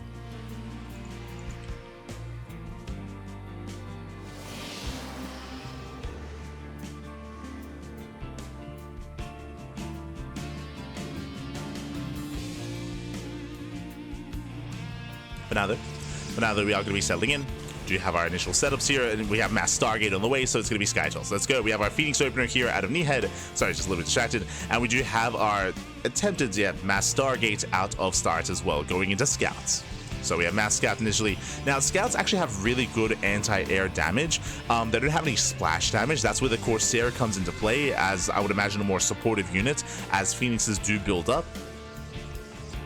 But early on, when it comes to a lower amount of units, that's where Scouts, they do overwhelm. Or at least they can. That's when they thrive. There we go. Corsair now on the way. So we have the initial Scouts here to hold the line. Now getting to Corsairs.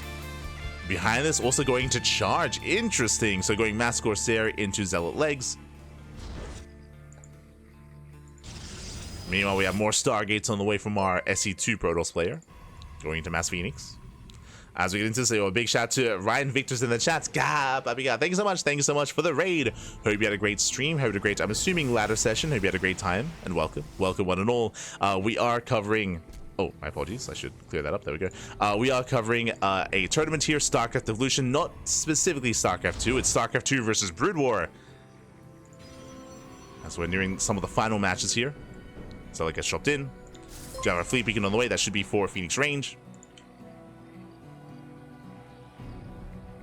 Oh, thank you so much. Thank you so much for the donation in the chat. Thanks so much for the tip. We don't often get many donations, but I do appreciate it. it. MW1832 for the $6.90. Thank you. Thank you. Do appreciate it.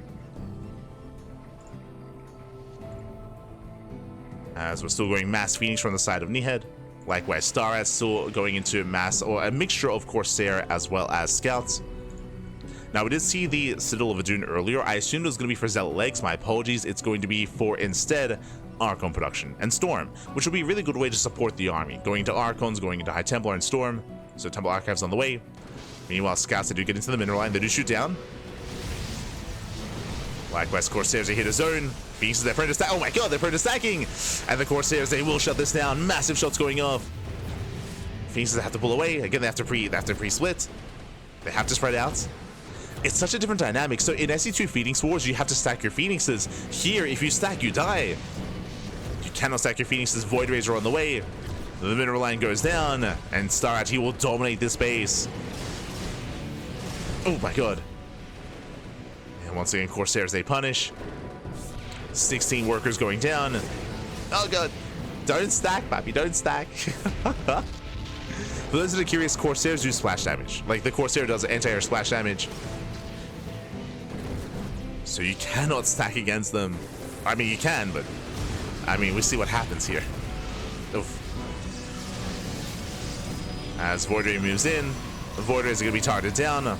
Again, remember, we have a mixture of Corsairs and Scouts. Oh my god. Yeah, the Phoenixes, they do nothing here. They get completely shut down. And with that, the Sky Brood War Protoss player, the Skytoss from the Brood War player will overwhelm. Yeah, shuts down the base, shuts down the mineral line. Yeah, Phoenixes trickling in.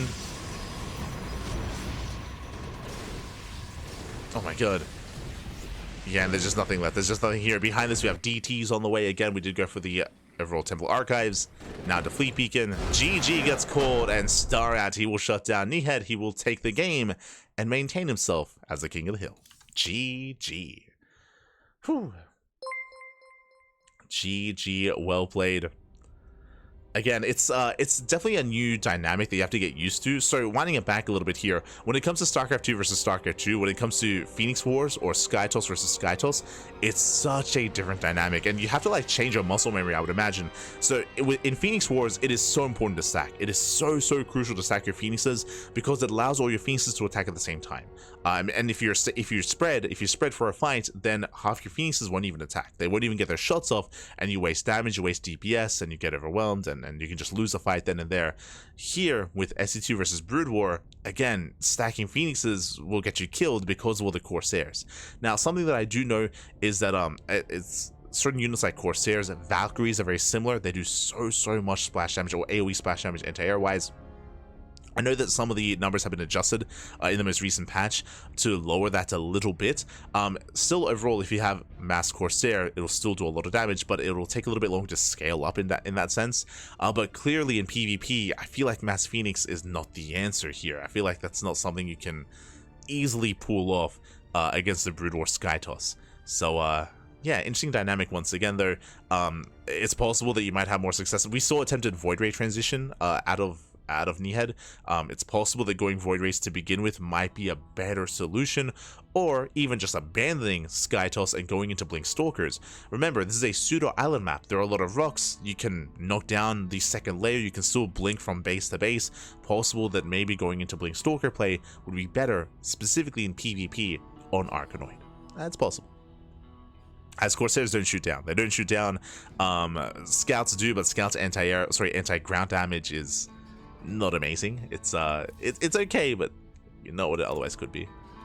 Regardless, GG well played with that start. He will claim another win. He is up 2-0 with 2 wins under his belt, and we are now getting ready for the final series, for the final best of 1. 1 match left here. Let's go. As we're getting into a PvZ. As it looks like we have another revive. Greenert, he steps back into the ring. Let's go.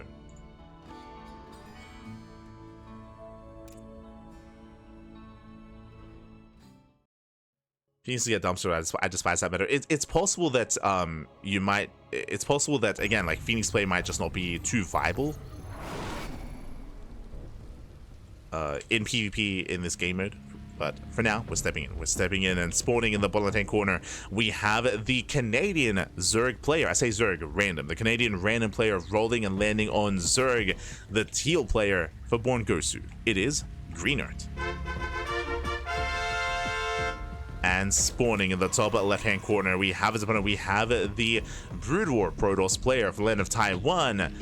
It is StarAtt. The current King of the Hill with 2 wins under his belt. He took down threepoint, he took down Nihed, and now he's up against Greenert. Let's go. As a reminder, Greenert did pick random, so StarAtt is not actually aware of what race he's up against. You see Greenert going hatch first. Does open up hatch first here.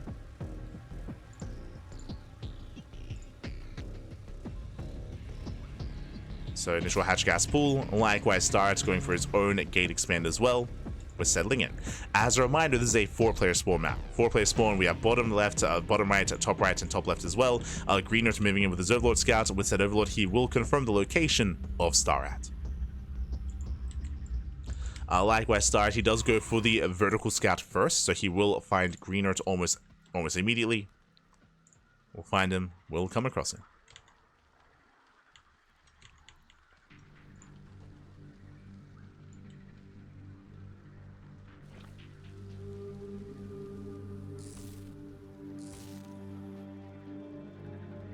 So here we go. Greenert, he does confirm. Likewise, so does Star. So both players, they immediately scatter each other. And it is going to be close spawns. Close spawns, vertical at least, to each other. Aggression can be more favored here as opposed to cross spawns, diagonal spawns, I mean. As the probe does get eyes on what's going on. Still just hatch gas spawn, nothing crazy, nothing wild. Ooh, Stargate opener out of StarAtt. A rare sight in PvZ. Okay. Going for the Stargate. Now, this has been relatively, I say recently, I guess a couple of months ago, it was improved with the buffs to the Scout. Basically, Scout's anti-ground damage was increased to allow it to be a better harassing unit early on. Not quite as powerful as an Oracle opener, but, you know, has some uses nonetheless when it comes to protecting and defending against Lings and also harassing across the map. Greenert, he's not droning. He's not droning. He's making more Lings. Link speed is on the way. Lings are moving out. Greenert, he might just commit to an all-in here. Yeah, he's making more. He's making more Lings. He's just straight up Link flooding. He's just going for the Link flood. He pulls out a gas. Probe does scout. Lack of workers, lack of saturation. StarAtt, he should have an idea. Zelta getting in position. Despite that, Greenert does rush past into the main. Gets us around, nice pickup. Surround Zealot, gets off one. Zealot goes down, likewise more Lings are flooding in, and I mean StarAtt, he's getting caught with his pants down, he's trying to fully wall off. He's trying to get that full wall going. Link speed still not done. The wall's not a wall, yeah, the wall is still open. Oh no, he's trying to, but there's still a hole, there's still a gap. If I'm not mistaken, yeah, there's still a gap. Lings, they keep flooding in. Zelta going down. The Scouts will tickle these Lings. It will get some damage done, don't get me wrong. But the wall is going to be broken. The Natural's under fire. And we're still just flooding Lings. We're still just mass Ling flooding here. Rushing on in. Again, StarAtt, he scouted this. He saw it. He saw it coming ahead of time, but he had no strong reaction to it. As Lings get into the mineral line. Boys being pulled away. And this might just be it. This might just be it here. Greener's coming out of left field with the Ling Flood. Despite the impressive plays that we've seen from StarAtt against threepoint and against Nihed, what does that mean against a Ling Flood? As unfortunately, it looks like StarAtt didn't recognize what he scouted. As a reminder, he did see lack of saturation. He saw lack of drones. He saw more Lings piling out, but he did not wall off. And it is unfortunate he didn't open Scouts, because again, the Scout, just the anti-air damage, just, yeah, it's not going to keep up. GG gets called. Greenert, he will overwhelm. He will cheese the hell out of StarAtt. And Greenert will be the final King of the Hill. GG. GG, well played, Greenert. He will claim that final win. He will win it all here towards the end. Congratulations to Greenert, and a shout out to all the other competitors we had here tonight. Again, ByuN, he went on a crazy win streak earlier in the broadcast. ByuN, if you recall, he was able to take down what, 5 players in a row. It was crazy, the win streak that he had gone on. He was eventually brought down by threepoint. Threepoint had a very nice response and a very nice reaction to the initial build of his opponent, of ByuN, of shutting down the initial 3-vax. hold on, I got you covered. As we can show off the bracket and catch up on what's been going on. Let's go.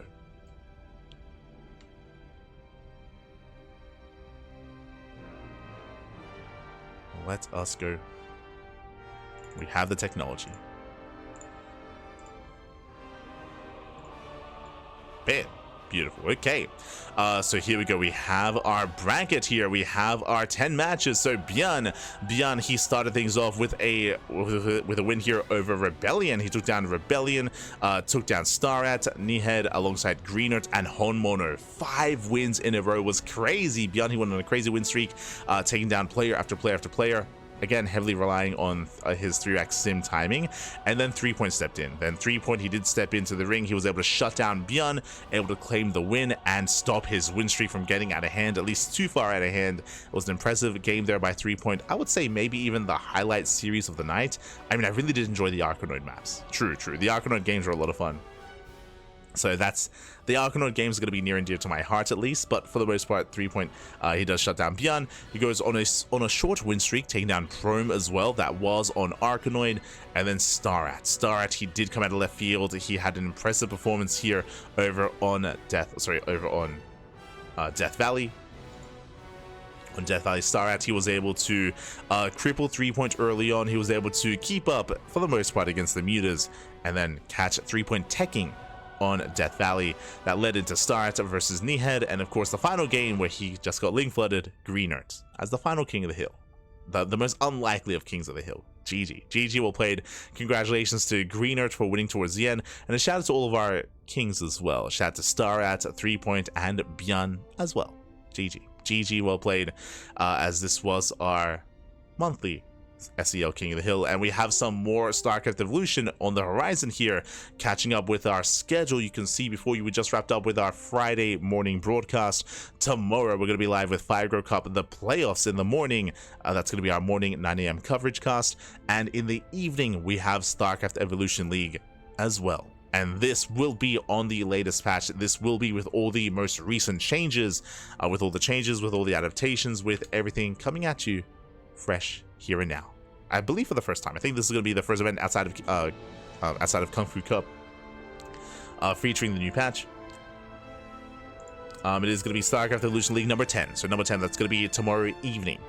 Likewise, we have, as just mentioned, Kung Fu Cup. We have Kung Fu Cup, StarCraft Evolution Sunday as well. So 3 days straight of StarCraft Evolution. Do look forward to it. I'm sure it's going to be a blast. We also have Sparkling Tuna Cup as well Sunday evening alongside that. So plenty of content, plenty of coverage on the horizon. Plenty of StarCraft and StarCraft Evolution to come here on the channel on CranKy Ducklings. Let's go, baby. Let's go. So do look forward to it.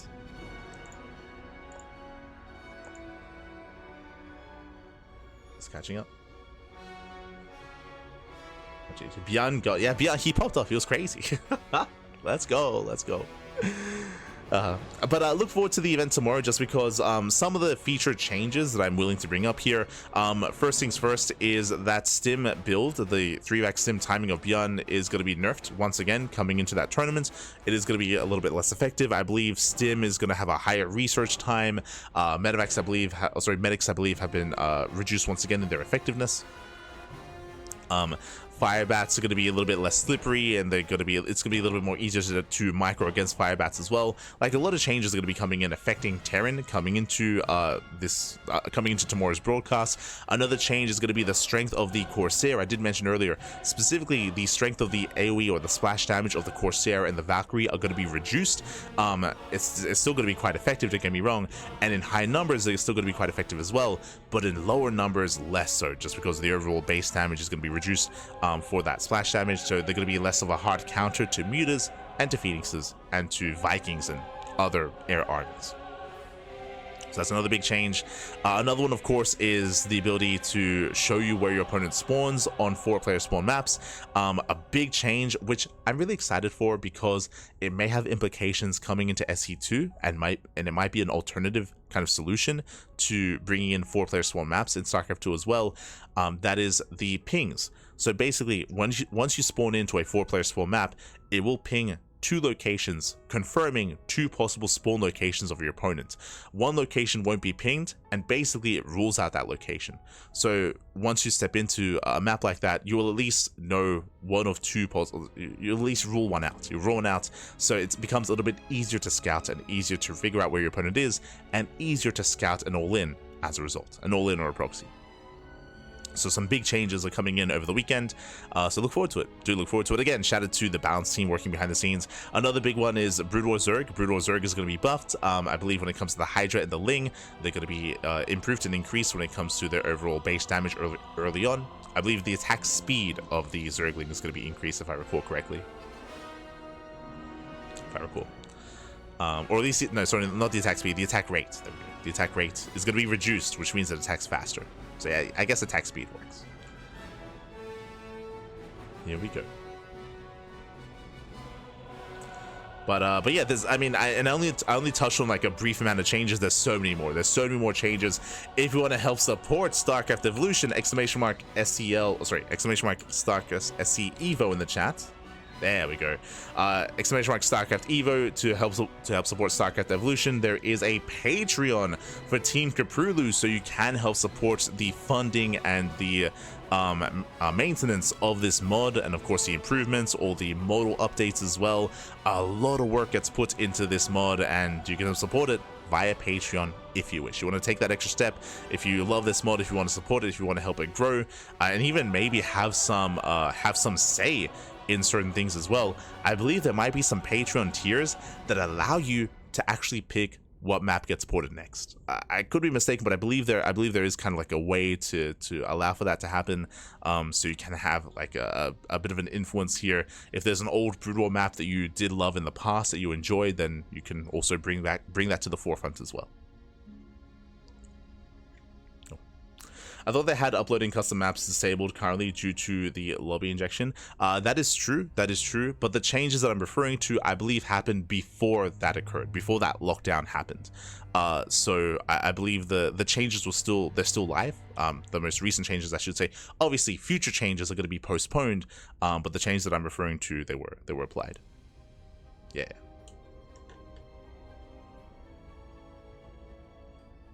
Yeah, so it's all good. Thankfully, we got the changes in back. We got them in time. But yes, in regards to like future changes, they're currently on hold. That is true. God damn it. But with that, we are not going to be wrapping up yet. So we do have another cast ready for you here, because this broadcast did end a little bit sooner, a little bit more. It was a bit of a shorter broadcast. I mean, again, you know, a bunch of best of ones, a bunch of all-ins, shorter games. It is time to go on a break, and when we come back, we will have something special for you. Hyper1 in the chat did redeem a replay cast earlier, and I don't really know what I'm stepping into. Initially, I thought I was going to be going into a jungle maze, into like another Jungle Maze 2 game, but that is not the case. There was a viewer redemption, a replay redeemed, and it's a game on Castle Infestation Breach. So I believe this is an FFA, including StarCraft Evolution races, and I believe this is one of the zombie maps. Oh boy. So look forward to that. If you want to see a crazy 8-player FFA with neutral creeps as well, that also influence the game, we'll be back after the break. We're going to be going on a short break. When we come back, we'll have one final game casted at 8-player FFA. Let's go. For now though, we'll see you guys in a couple of minutes. We'll see you guys soon after the break. See you soon. Bye. See you soon.